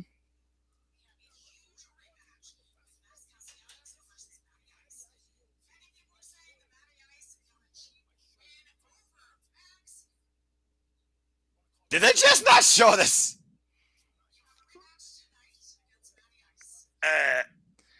All right, well, we're figuring stuff out here, folks. Again, like JD was talking about, since we got a moment now, just want to remind you all again, as we do this now for all the wrestling, I already named several promotions that we do. Maybe soon we'll do stuff like Rhodes Wrestling Association. You can find that on YouTube. Pro Wrestling Eve. You can find that here on YouTube. I mean, Maple Leaf Pro Wrestling. You can find it on Triller TV Plus. If Yep. you have a promotion that you think you want to see us cover, whether it's WID inspired or someone we might know that could be going to big leagues or going back to the independent wrestling scene that may have been recently released. Let us know as you all dictate the conversation. You all provide and PayPal the passions. Please super chat, support my friends, subscribe to everybody here at Suburban Studios, and stay tuned for our continued coverage of all the wrestling. As of course, later this week, we still have, of course, Beach Break from AEW. There is JCW, and I think that's it as far as the companies we're doing this week. And then stay tuned for, of course, your weekly dose of Saturday shenanigans and more stuff from there. As we, I guess, get ready now for our next match. What the hell was that? JCW, AEW, House of Glory, Yeah, House of Glory, and GCW this JCW, weekend. two different things. Anyway, but speaking to your point of people coming back to the indies, it was announced earlier today, Wrestling Revolver on June 14th will feature Zachary Wentz versus Priscilla Kelly for the first time ever. Oh, Jesus. And it has also been announced that Elena Black returns to GCW for 5 dates beginning in June. Let's see if she actually avoids being injured and remind me exactly why she used to be a deathmatch queen. How about that hot shit? So, okay. To your point, announcements coming out today that some people that recently were released are already being announced for their first, once their 30 days are up. Well, yeah, we saw that with Bea Priestley, of course, as she, the top Genjin, is back home in Japan wrestling, now joining the NWW Strong Women's Division brand, led by the new champion, so happy, Stardom's Asume, and she's already confronted Asume backstage following her victory. So it sounds like that might be our first match for the new champion. Date and venue to be determined. And for some reason, Booker T is out here. Well, he does own the promotion. I mean, for those that don't know, Reality Wrestling is literally owned by Booker T. And it looks like he has a microphone in his pocket. Well, this man doesn't know how to shut up sometimes, even if you don't understand him. Oh, yeah, man. Freaking thing. I don't know what the boss man here is doing right now. Always making moves here in Reality of Wrestling. Probably putting somebody into his pocket as his favor. With Booker T, you don't know what to expect in Reality of Wrestling. At least you know what to expect in NXT. Stupidity.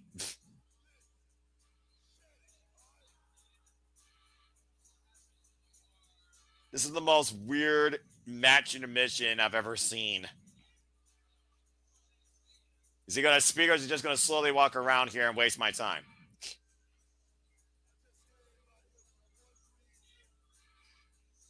Came out here for one reason. Listen. All right. Okay, I'm good. Yes, folks, we're both standing dumbfounded. Or sitting dumbfounded. Who's that weird trucker dude? For one reason.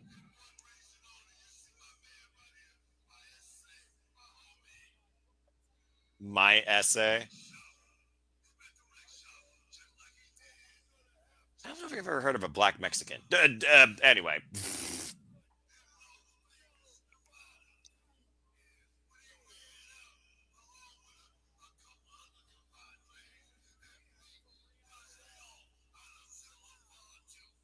Oh, I see. So this is related to Zilla Fatu.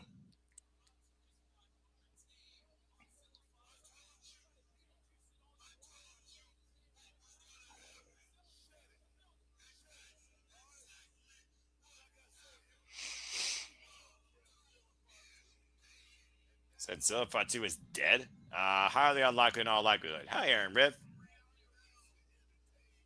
Say yeah, no to Q, folks, and stay tuned for Aaron Riff's recap of Monday Night Raw when it's Monday Night Riff. Well, what can I say? I promote all my friends. It's not That's about me. right. It's about wrestling. All the wrestling, right? Exactly. Oh, the wrestling. Oh yeah. And speaking of wrestling, another promotion that we didn't think about. Duh. Nightmare Factory. The freaking Rhodes Nightmare Factory showcases on YouTube. I didn't forget about There that. you go. Yep. There's all the wrestling, so many promotions. It's starting to become an issue of having the coverage for them. You know, Right. so many promotions running on the same day and having the team to be able to cover things. So Or at this point, have the audience spin a wheel, make a deal versus what promotion we cover that day. I know coming up, that might be one of the situations when we have a battlefield with battleground and double or nothing. mhm. Don't make me choose. And I Jimmy have to Hater. work that day, so I can't even be there for one of the calls. And you're NXT. Jamie Hater. I'm a hater. Will Ospreay and him and Page. Jordan Grace. Hopefully Walter will be Dot, back dot, from dot. then and Ash won't have to work. And if that's the case, then we'll have it be you and Ash do double or nothing and James and Walter do battleground. I guess only time will tell, but at the end of the day, I'm on the virtual payroll by my friends and what we choose to do and what we support, not necessarily what everyone thinks I should do or what I'm going to do. So stay tuned, folks. And yes, there will be super predicting for both those shows, as well as TNA Under Siege. That's your main lineup for Super Predicting. Stay tuned for dates and times. I'm pretty sure they will be the normal. Except maybe AEW, because that one at 3 p.m. was so much fun with Hannibal and DJ and you. I think Ash was part of that too. So that might be the new time slot for the AEW one. So we'll see. But again, stay tuned, folks. Super Predicting. Anything but. I should start putting that on the freaking trademark. Super Predicting. Anything but. Because it goes into a 2.5-hour podcast. Anyway, here's Will Austin. But you wouldn't have it any other way. You know, in a way, I hate when you're right, but for once, I'm glad you're right. It has truly become one of my favorite things to do ever as a wrestling fan and on YouTube. I don't know what the hell to think about this big bruja here, Jay Alexander, who apparently took out Zilla Fatu on Booker T's payroll and behest, taking on Will Austin.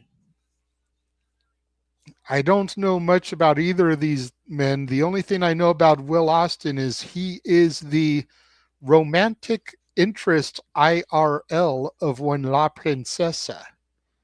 Oh, really? You wouldn't think that the Queen and the King would have something in for this man then with this match. I'm just saying. I don't know if it's acknowledged in storylines, but I do know that in real life, that is her man. So, Oof. You might just set up a mixed tag team match for the control of reality of wrestling as we know it. Don't, ignore I said that. Ignore I said that. Is a Gary in the back of the head. And now, Will, up the second. Springboard cross body caught by Jay Alexander here, who clearly outpowers this man. Now looking to hook him up. Oh, my Lord. Whoa. Oh. Jay Alexander could have held up Will Austin all night if he wanted to, as he dropped him hard with the stalling vertical drop suplex. I thought he was going to turn into a brainbuster for a second. Putting the boots to the corner here to Will Austin. Oh, wait a minute. What's happening? What's happening? Huh? What the hell's going on here? I think they said that's Zilla Fatu's music, JJ, but I don't see him. I don't see him yet either. I see Zilla on the time trial. Oh, shit. He's alive! The Reality of Wrestling champion, Zilla Fatu's in the building. And I believe he's still House of Glory World Champion as well. Pop up, Samoa drop! Damn! Zilla unleashed here with the rage of Umaga. Oh, yeah, man.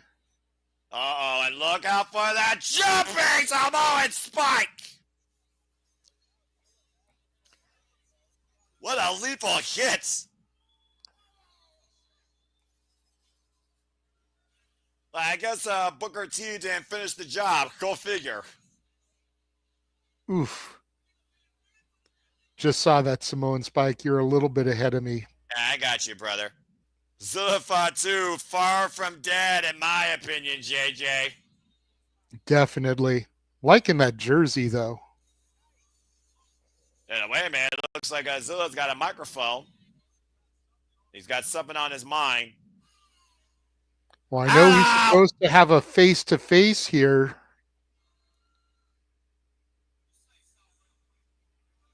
Is he going to say something real quick? See what the champ's got to say.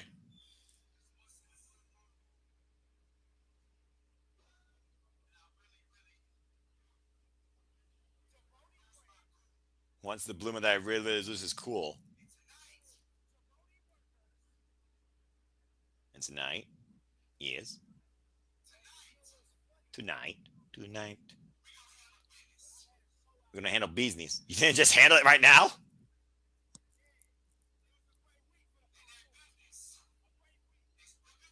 And the business Booker T.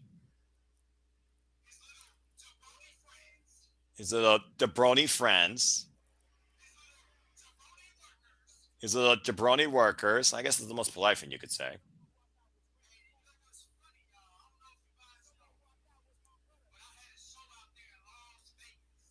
Yeah, show in Las Vegas. Who didn't? Great for the Fatus.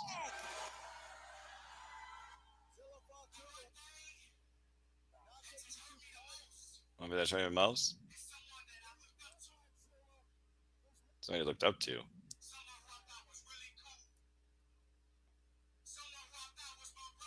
I wonder if I was his brother. Ryan Davison. Oh, okay. We're at the 1 hour, 42 minute, and 37 mark. And I'm guessing this face-to-face is about to happen right now, JJ, to your points.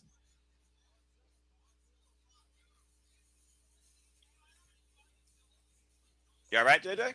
Yep, I think I'm all synced back up. Yeah, I'm literally just hit the 1 hour, 43 minute mark, so we should be good. I'm not sure what happened to you there. You must have had a buffer issue. Yeah, there was a slight buffer issue. Okay. So I refreshed everything, and it looks like we're perfectly in sync now. Good. You keep me posted that happens again. Don't you be silent on me, bro. That dude looks like something straight out of a biker gang that you would not want to see in a bar. Yeah, definitely. The graphic, he kind of reminds me of Josh Briggs on the graphic, but seeing him here in person on the screen, I don't feel the same way. But that render on the graphic definitely gives a Briggs vibe. He definitely looks more like a destroyer than Briggs, with all due respect. Just shorter. Really?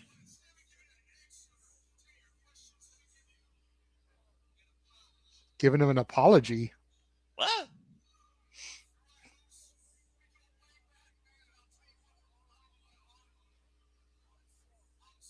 I'm sorry. Bullshit. You don't know what's sorry.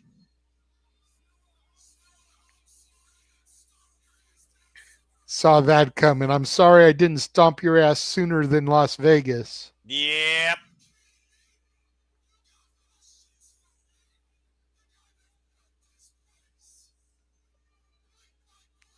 Says he's the guy that built this place brick by brick. Must be an OG.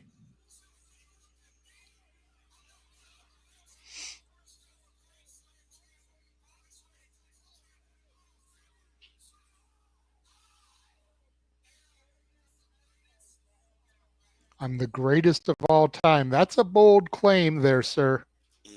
Go.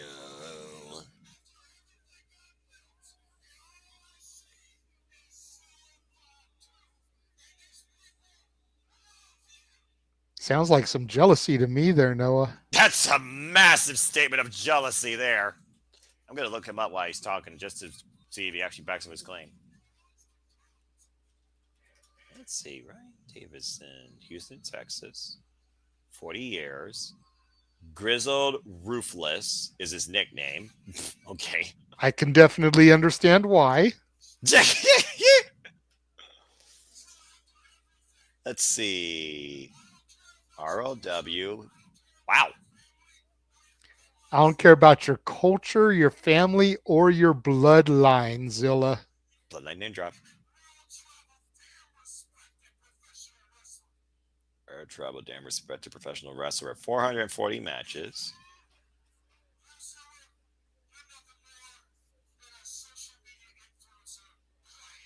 You're nothing more than a Damn. social media influencer playing wrestler. Damn, that's harsh.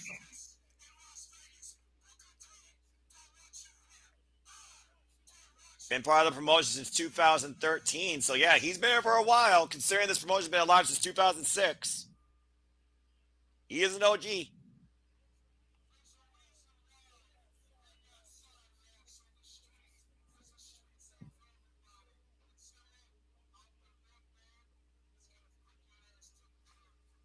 He's going to be the one man to put Zilla to the curb for good. I wonder how many people actually have said that and failed.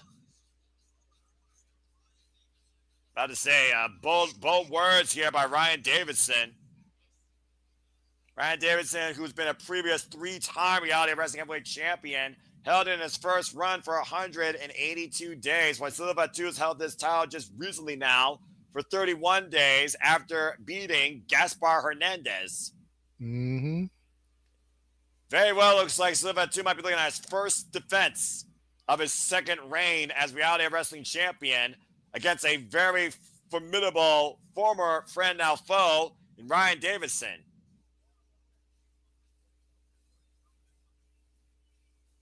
That's going to be a hell of a fight.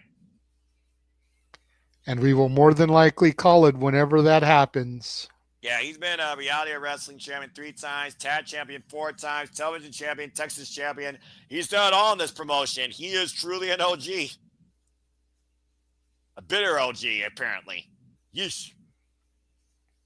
Well, I mean, when you've been here for as long as he has, and you see a young guy like Zilla getting all the accolades, all the opportunities, you've got a little bit of a right to be a little disgruntled.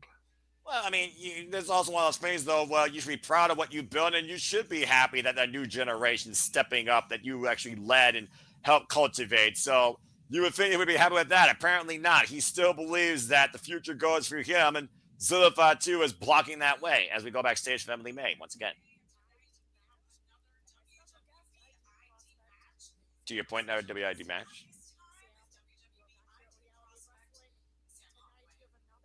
Oh, so that's Sam Holloway. Mm-hmm.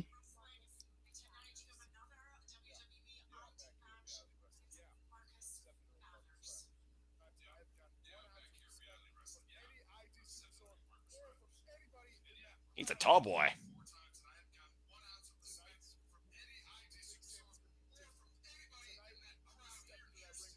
Hmm.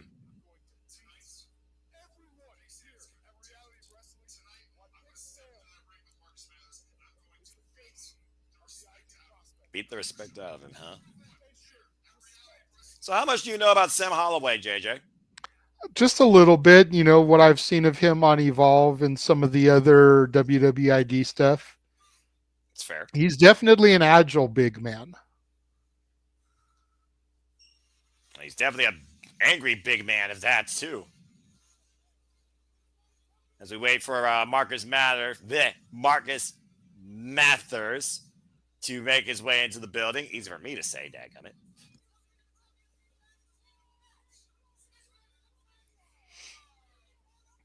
Again, this is an official ID match, but it is not part of the tournament because Sam Holloway has already been eliminated.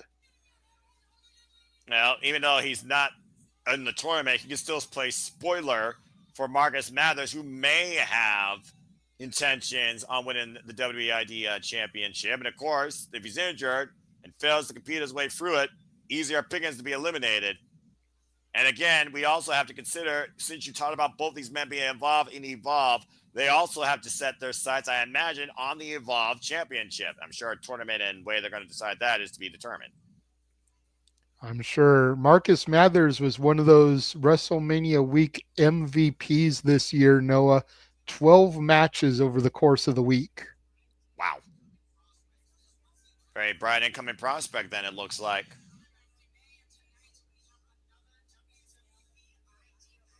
Yeah.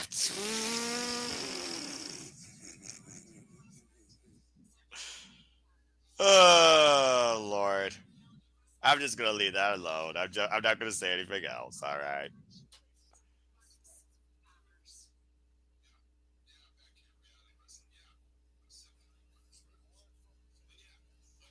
I guess he didn't hear it. I don't know what's happening with them there. I don't know either. Let's just go along with it.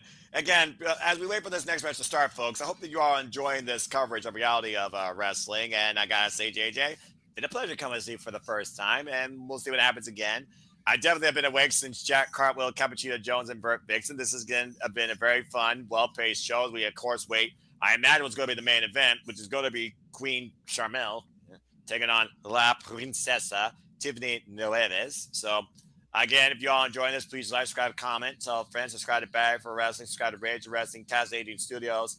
Please support my friends, pay by the passions. If you want to dictate the conversation, super chat, as simple as that. It's pretty much every day this week outside. One day this week, we'll have some sort of watch along for you here at Simple Studios. As we get ready for our next match here with Holloway. I almost said Galloway for some reason.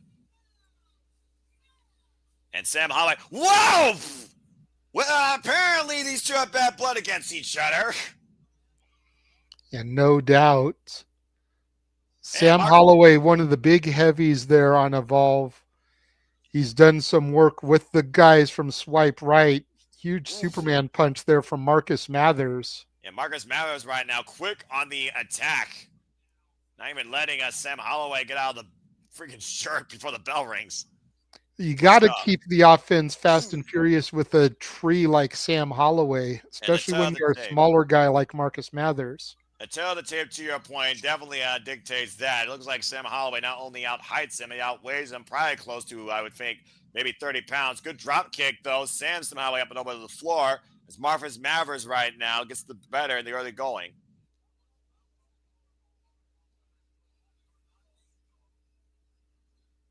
And right now, Marcus Mathers is waiting for Sam Holloway to get back in the ring. Referee starting his count. Looks like he's up to 6 already. Yeah, 7. yeah, he's taking his time. But Marcus wants him back in, though.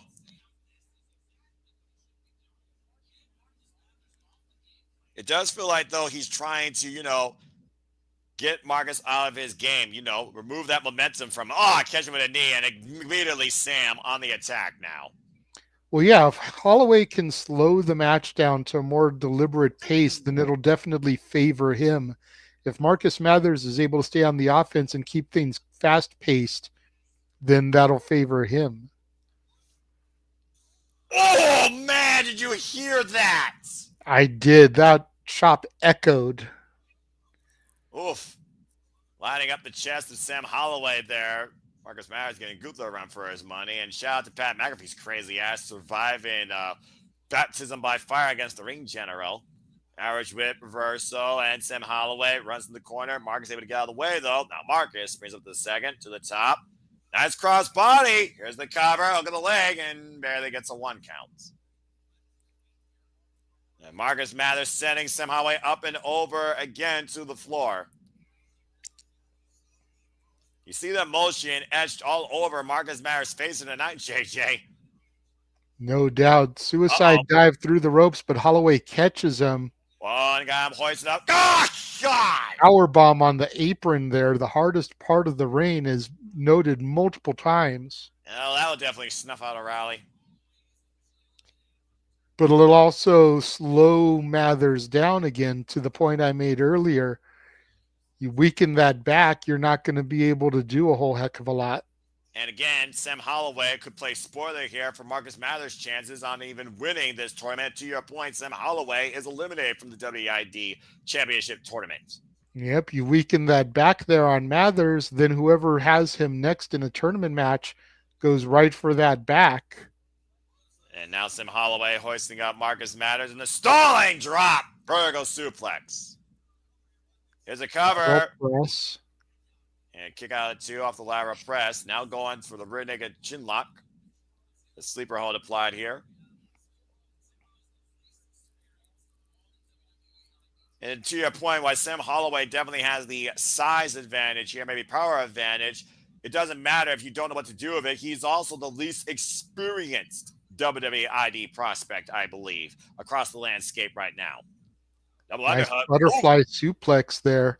It doesn't matter how little experience you have if you can impose your will and throw people around at your own beck and call. and I think to your point right now, Sam Holloway just wants to demand that respect through his physical dominance. Jumping in the corner there and catching the top turnbuckle. I think he almost hit the ring post there. Messy back up, flying elbow strike by Marcus Mathers. Just throwing himself right now against Sam Holloway, creating any separation he can. Now springing up the second. Oh, and a DDT. The quick quickness there in the cover. Look at the far lane while grabbing the back. Yeah, it's a 2.5.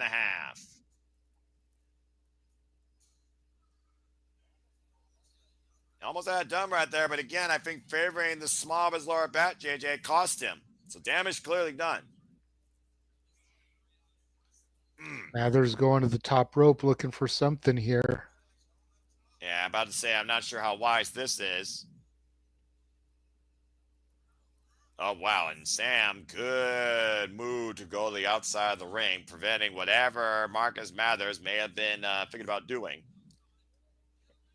Get a little bit of a breather.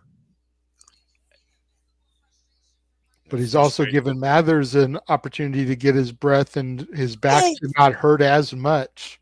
And then he just got sent face first to that ring post. So, yeah, where's that moment of comeback? Hey, it's still not his back. It would have been worse if his back had gone into there. I suppose, as he just scared away the ring announcer who's... I never understand ring announcers that wear heels, knowing that they might literally have to run for their life. I'm just saying. What is he looking for here? In the timekeeper area? Clearly, but I mean, like, what? Is you it? got a chair. Well, I mean, that worked. I mean, at the end of the day, again, is he looking to win or is he looking to punish? Maybe he's looking to take a seat. Or maybe he's looking to hit a home run like Danny Limelight did. Whoop! Oh, drop kick. Face first goes the chair. Referee not calling for the disqualification there. Mathers clearly just used that weapon to his advantage. But technically, it was in Sam's hands. Marcus didn't touch it, so he drop kicked it. Of course, he touched it. His not with his hands, though. The circumstances. Well, now he's touching it, and again, to your point, if Marcus using that chair, he could risk disqualification. And why this isn't a match regarding the tournament, is it worth it? And Marcus don't want to win like that. Marcus does not want to win that way. Meanwhile, double A takedown, the cover. Oh, he's got the legs on top rope. Oh, come on. Referee didn't see it. Holloway able to steal one here. He literally used his height to his advantage for leverage, hanging his feet across the top rope on the roll-up, and literally steals the victory from Marcus Mathers in that moment of innocence. Honestly, I'm kind of happy for Holloway because he tends to lose quite a bit. So to see him actually get a victory as cheap as it was. Oh! And well, I guess Marcus is a sore loser here and literally did not appreciate Sam Holloway's poor sportsmanship. I'm not going to lie, though. I think that chair shot was more justified than the dropkick one. Fair enough. Well, either way, Marcus Mathers loses against Sam Holloway, but gets the last shot in. And we'll see how well Marcus does, I'm sure, in the WWE ID Championship tournament to come. Or, I guess, still going. Actually, for him, still to come. Again, I have no idea what the bracket is or the next matches or whatever. And I don't think they even gave us a clear picture. But who knows? Still, Marcus Mathers might be a guy to watch out for. And Sam Holloway looking to command respect. Respects are not given. Well, what's this? Desert? Max Castellanos. Oh, that match. The Max Castellanos.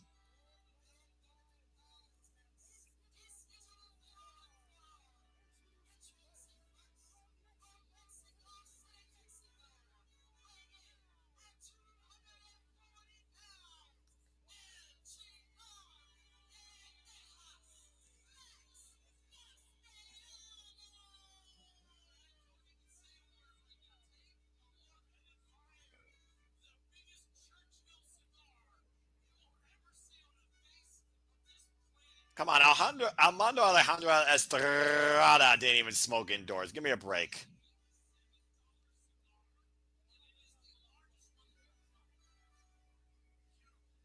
It looks like literally illegal for Mexico.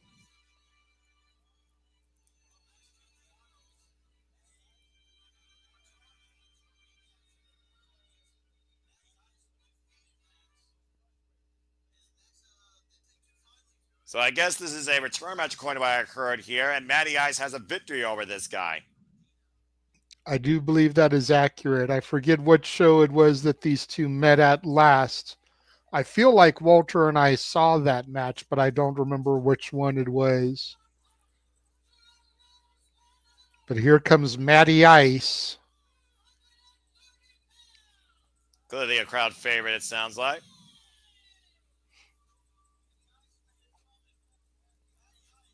Matty Ice looking to cool off Max Castellanos and that cigar for that matter.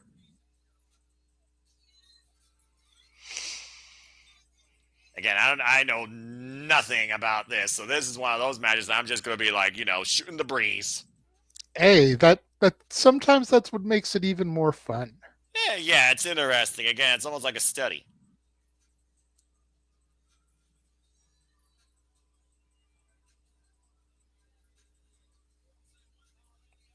I was saying, Matty Ice looking very well in peak shape here, though. Really doesn't miss gym day, it looks like. Right?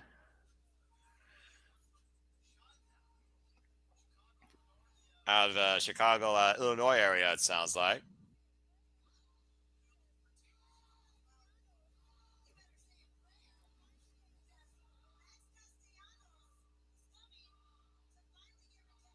And again, as we talked about before, you all may have called this, so Max is looking for a comeback. What the hell? I'm not even sure what that chant was about. That was more confusing than yeet, but okay. Bell reigns are underway. And stay tuned, folks. We cover Saturday night's main event, where main event Jey Uso will defend the title against the Maverick, Logan Paul. Clubbing shot there. Of course, suffering in Raw's division, still has his eyes set on the WWE World Heavyweight Championship. Whoa, a bat body drop by Matty Ice. That made it look very nice. But can he do it twice? Right now, slingshot, almost arm drag assist with the top rope to Max Castellanos. And Castellanos, Alanos, phonetics. Uppercuts here in the corner by Matty Ice. And I say, it's one of those things where I look at uppercuts sometimes delivered by wrestlers. They don't even necessarily hit the chin. They hit the chest. And I do wonder if that's just as effective or is that less effective? It's a good point. I still say the best uppercut in the business, by the way, is Claudio Castagnoli. Don't at me. No, I won't. Similar size build, tell the tape here. I would also look at here, JJ, even though the moxie of Max Castellanos here might be what helps him. Also, we don't know much about his second that has escorted him. Has that second, I mean, again, you said you've seen this guy before. Has that second come into play at all? I don't remember. Oof. Cover, though, the near leg.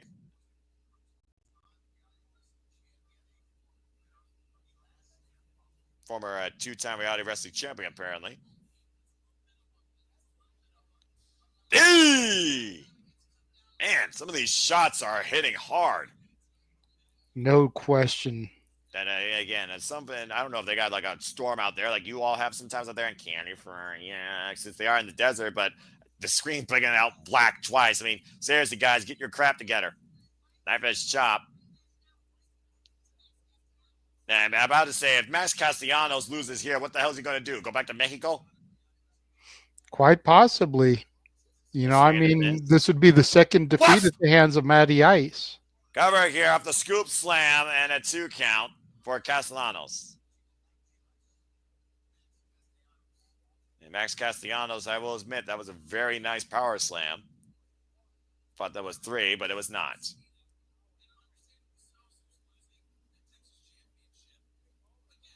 Again, losing a Texas championship probably hasn't helped with the ego of Castellanos. No, not at all. Overhead shots right now. Matty Ice fighting back here, rocking Max against the ropes. The Irish whip. Oh, and catching him with a neckbreaker. But I think Matty Ice hit his own head on the way down.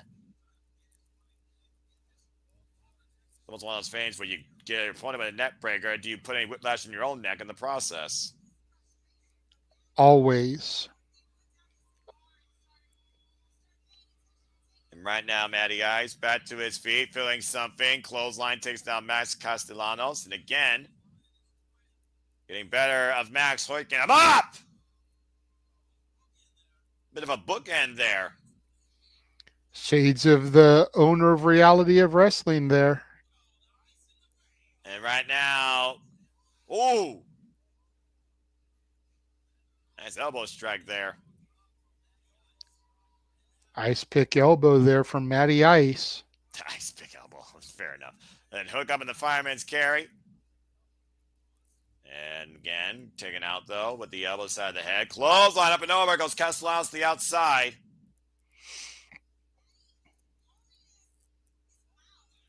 Then Matty Ice right now checking his mouth and going to the outside of the ring. And what's about to happen here? Oh! Ribbon into the apron as Castellanos takes advantage of man on the outside. Another vicious knife edge chop. Referee count, of course, up to 3 right now. Both leaving on the outside of the ring. Looking to Sam face for still ring steps. Matty able to counter those since Castellanos in the still ring steps. There's someone with a Cappuccino Jones WID shirt, I believe. Custom made, probably. Possibly. I just saw that there. And what? Alexa, what are you doing? Trying to hope that he won't hit a woman here. I think Matty Ice is a gentleman. And Alexa, oi! Okay, just lift her out of the way. Oh, and she stepped backwards and broke her hip. This is what happens when you wear heels, folks. Oh! Right in the mommy daddy button. A dreaded low blow. Ice cold by Castellanos. And now taking advantage. Oh! Is a cover hooking of near leg, and Castellanos steals it. These men now one apiece here in their rivalry. Got to figure the rubber match will come sooner rather than later, Noah. Yeah, leave it to somebody like this Bruja to use his own para to get the freaking victory. I think Alexa literally faked a trip. And I don't think Max even knew what the hell happened there. He just knew that he had Matty Ice and the referee's back was turned, and he hit him right up there in the huevos. And Max Castellanos hoisting up Alexa, who, again, I guess she was wearing heels. You know what? This goes out to every woman out there. If you're wearing heels just for fashion appeal, you're foolish, knowing that you could literally trip and apparently twist your ankle. As we get ready now, I believe, JJ, for our main event with this field package. Mm-hmm.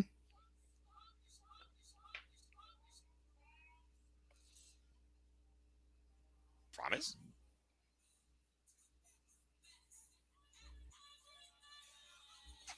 Here she comes, Noah. Oh, I'm not going to even be play-by-play on this. I'm going to tell you all right now. There's a reason why we're here. And with all due respect to Reality of Wrestling, he's going to give you the tail of the tape to this, and the reason why we are talking currently to somebody that this man recently interviewed, as we now call our main event. It is Sharmell versus La Princesa. Tiffany, JJ, take it away. It's all on you. Bring us to speed on this match, and bring us your thoughts on La Princesa's mindset in challenging the queen of RLW. Well, as far as bringing us up to speed, I mean, this all goes back to the interview I did with La Princesa, where I had asked her about doing something with Sharmell. She told me she had a phone call she had to make because I had inspired her. And the next thing I know, she's in the ring, calling out Sharmell, insulting her, assaulting her, pushing her down to the ring. She was suspended from the company, not even allowed to come to training. And it's all built to this: La Princesa Tiffany Nieves versus Queen Sharmell. It's one of those things, though, JJ. A princess commands respect, demands it. A queen already earns respect based on where she stands on the throne. And clearly, La Princesa Tinueves believe that she should be the one wearing the crown here in ROW. Uh-oh. Ooh. Hey, come on. Show some respect for the princess, you freaking heathens.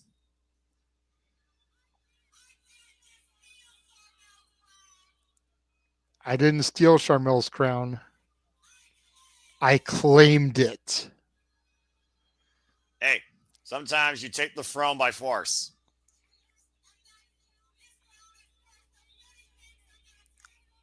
This crown is the first of many things I'm going to take. Titles, legacies. Going to give Sharmell one more chance. Oh, my.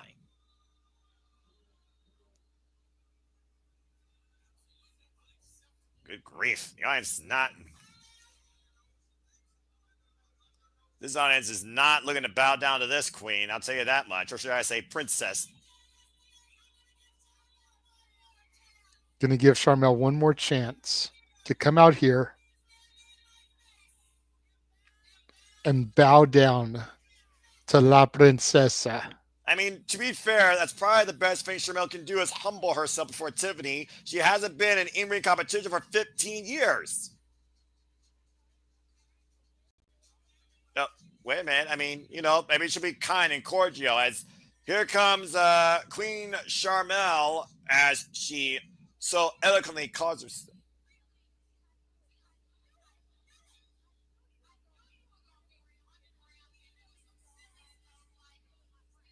I knew you were going to be running around here doing some silly stuff like stealing my crown. I would say borrow it. You're playing checkers. I'm playing chess.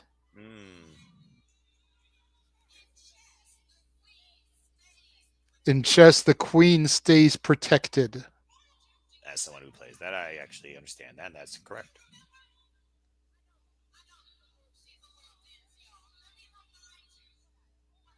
Let me remind you what I told you. What?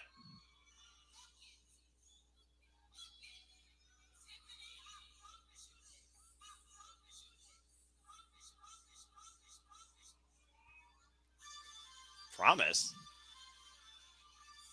Wait, what? The chosen one? Huh? Oh! Promise Braxton is returning to ROW. Oh, shit! You want to talk about a queen next heir? Promise Braxton is the chosen one of Sharmell. I don't think Tiffany Nieves was expecting this, JJ!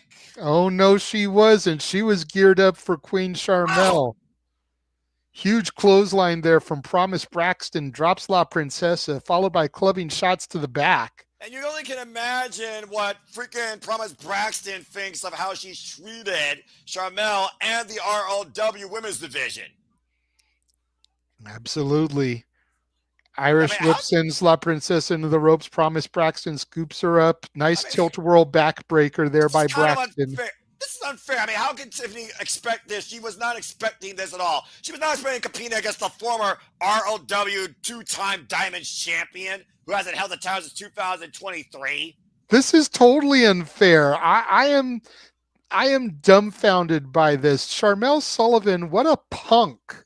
And leave it to somebody up in higher power to freaking have the peasants work for her or a freaking own court. And Tiffany Nieves right now needs to regroup here and rethink against a very fired up Promise Braxton. Now, Promise is throwing everything so far against Tiffany Nieves. Grabbing La Princesa by the hair, trying to suplex her into the ring the hard way. La Princesa able to resist. Nice neck breaker there. Haynes Promise Braxton up on the top rope. This is also not the first time these two have faced each other here in RLW, JJ. Promise Braxton previously faced him in Nieves back at Rise to Wrestling Royalty in October 2024 and got the better of La Princesa that night. Oh, the DDT. Gorgeous DDT by La Princesa. Oh! Goes for the cover, hooks the near leg.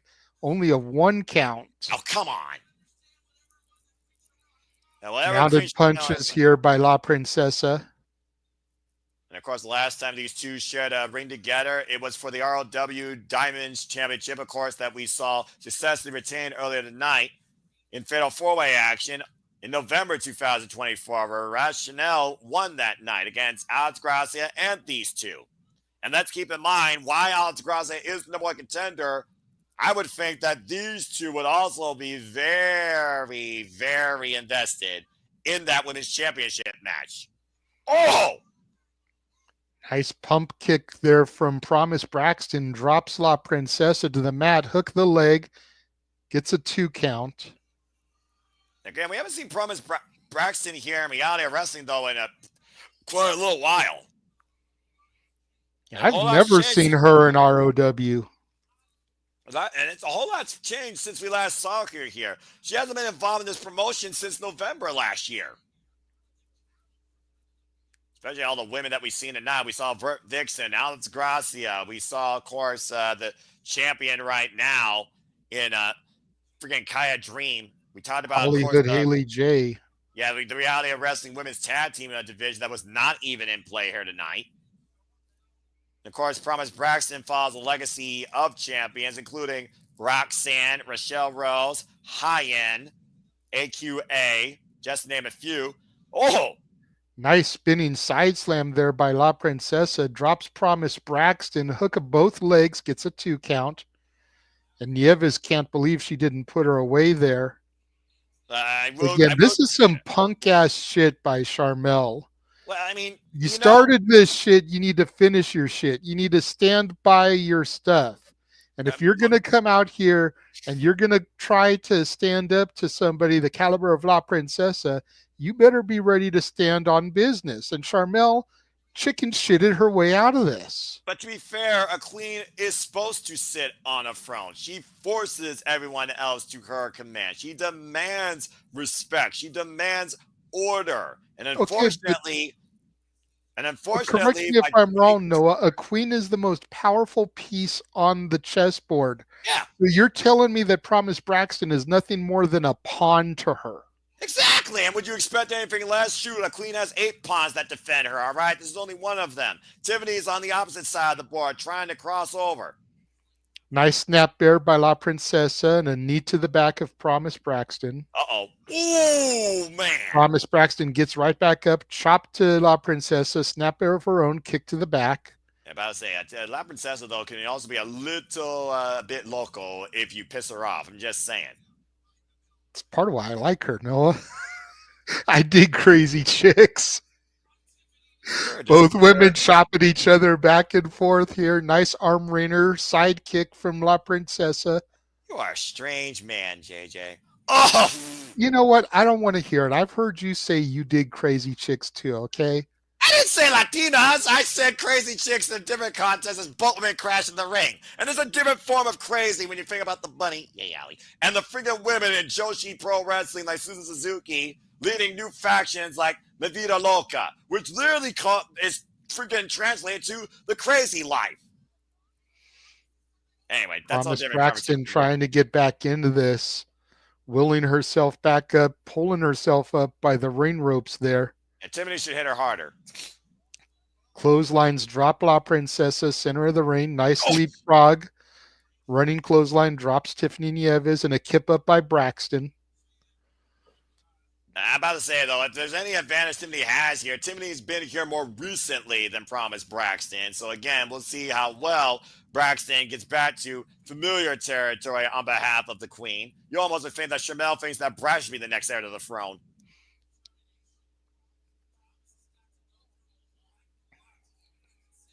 And again, Promise got to go through a whole lot here to even be considered for the Reality of Wrestling Women's Championship, let alone Queen Sharmell's crown. Yeah. Promise Braxton got a near fall there on La Princesa. Not sure what she did to set up that pin because it cut to black real quick. Yeah, Now she's got that's her sick. set up for a gut wrench.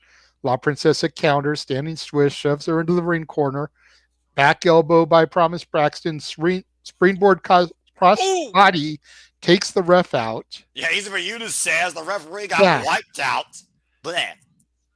Nice spine on the pine Oh! there by Tiffany Nieves, but the referee is Oh, come down. on! And Tiffany Nieves once again got screwed here. Look, Tiffany is in the right here. She had a clear pinfall victory here tonight at Reality of Wrestling, okay?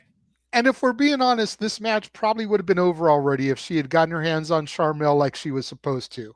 Speaking of, here comes the queen to the ringside area. Say her name.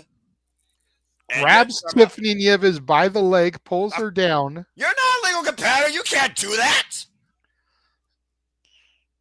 Oh, boy. Now, Sharmell slapping La Princesa. Ooh. Throws her back into the ring here. I'll have no fury like a black bitch scorn. Scissors kick, Booker T axe kick there by Promise Braxton. Oh, boy. I think I know what's coming next, JJ. Power bomb. 2, 3. That is it. Promise Braxton just put away La Princesa. With a broken promise. Bullshit. Well, you say bullshit. Sharmell says all hail the chosen one. A return for Promise Braxton on behalf of the queen of ROW. Sharmell with the victory inadvertently over to Nieves thanks to Promise Braxton. Bullshit. Well, the audience apparently doesn't agree with you at all as they welcome Promise Braxton back home in what was, whether you like it or not, a stellar performance. Look, I'm not so mad that Promise Braxton came back home. Good for her. But Sharmell was a punk bitch in this match. I guess when you're, 15 years out of the ring, you don't feel like you have a reason to go back anytime again. Look, wise man once said, don't start no shit, won't be no shit. And Sharmell had no problem starting shit with La Princesa, but she had a hard time there backing her shit up. I mean, to be fair, it was to Nieves that called Sharmell out first. So wouldn't you think that Tiffany was the one that gave, the first shot fired? It was just Sharmell that delivered the final shot. Tiffany may have instigated, but when you are in upper management, you should be able to handle yourself better. Lead by example, right? Exactly. Well, either way, I'm embraced by Sharmell and Promise Braxton here on the apron. Promise Braxton gets the Queen's business done tonight. Checkmate for Sharmell. The Chosen One returns home at ROW with a win over Tiffany Nieves as Reality of Wrestling concludes. For the Renegade of Wrestling, JJ Williams and Noah Fawcett, this concludes this delayed watch-along presentation. Thank you for tuning in. Stay tuned for the rest of the week. And to Tiffany Nieves, she's a crazy bitch. She's going to be back for revenge, and she's going to snatch 2 bitches because of that. Guarantee you. Yeah, I can't wait for Tiffany to get her ultimate revenge on Sharmell and now Promise Braxton. This is some bullshit. The controversy abound that the freaking just runs the wrestling business into the ground. Go figure. Make sure you guys tune in tomorrow. Same bad time, same bad channel as we cover JCW Jersey Championship Wrestling. I believe the main event for that one, let me double check real quick as I do have the graphics made up and everything, but I believe the main event for that is going to be Masha Slamovich versus Timothy Thatcher for the JCW Championship. That's going to be interesting. Of course, JCW, GCW, it's always crazy when those two companies collide. Mm-hmm. Also have Billy Starks versus Zeta Steel, another WWE ID prospect. So it should be some good stuff for that one. Then Wednesday, AEW Beach Break. Yes. Noah and Question Mark will be doing commentary as James has other commitments that he forgot about. So we'll have to see who we can rope to get you with that, or maybe you'll just have to Joey Styles it again. It wouldn't be the first time. It won't be the last. I guarantee you. I'm a crazy man. And of course, that night we have John Moxley versus Samoa Joe in a steel cage. That's crazy in itself for both of those crazy matter efforts. And Sky Blue returns home not only to Chicago, but to AEW, looking to choke out someone that's timeless and to others yet to be announced, along with so much more. So please stay tuned for more on that. Absolutely. Friday, House of Glory, Waging War, which occurred last week on Friday. So we'll be doing that show. And then we got back to back GCW shows this weekend. So just make sure you guys tuned in, like, subscribe, Subscribe. and make sure you're here for all the content. Noah, Oh, thank you so much for joining us for this ROW event tonight. my pleasure. And I hope everybody watching at home enjoyed it. Until tomorrow, when James and I will be here for JCW. Thank you all for joining us and have a good night. Have a good night, folks. Tiffany was screwed.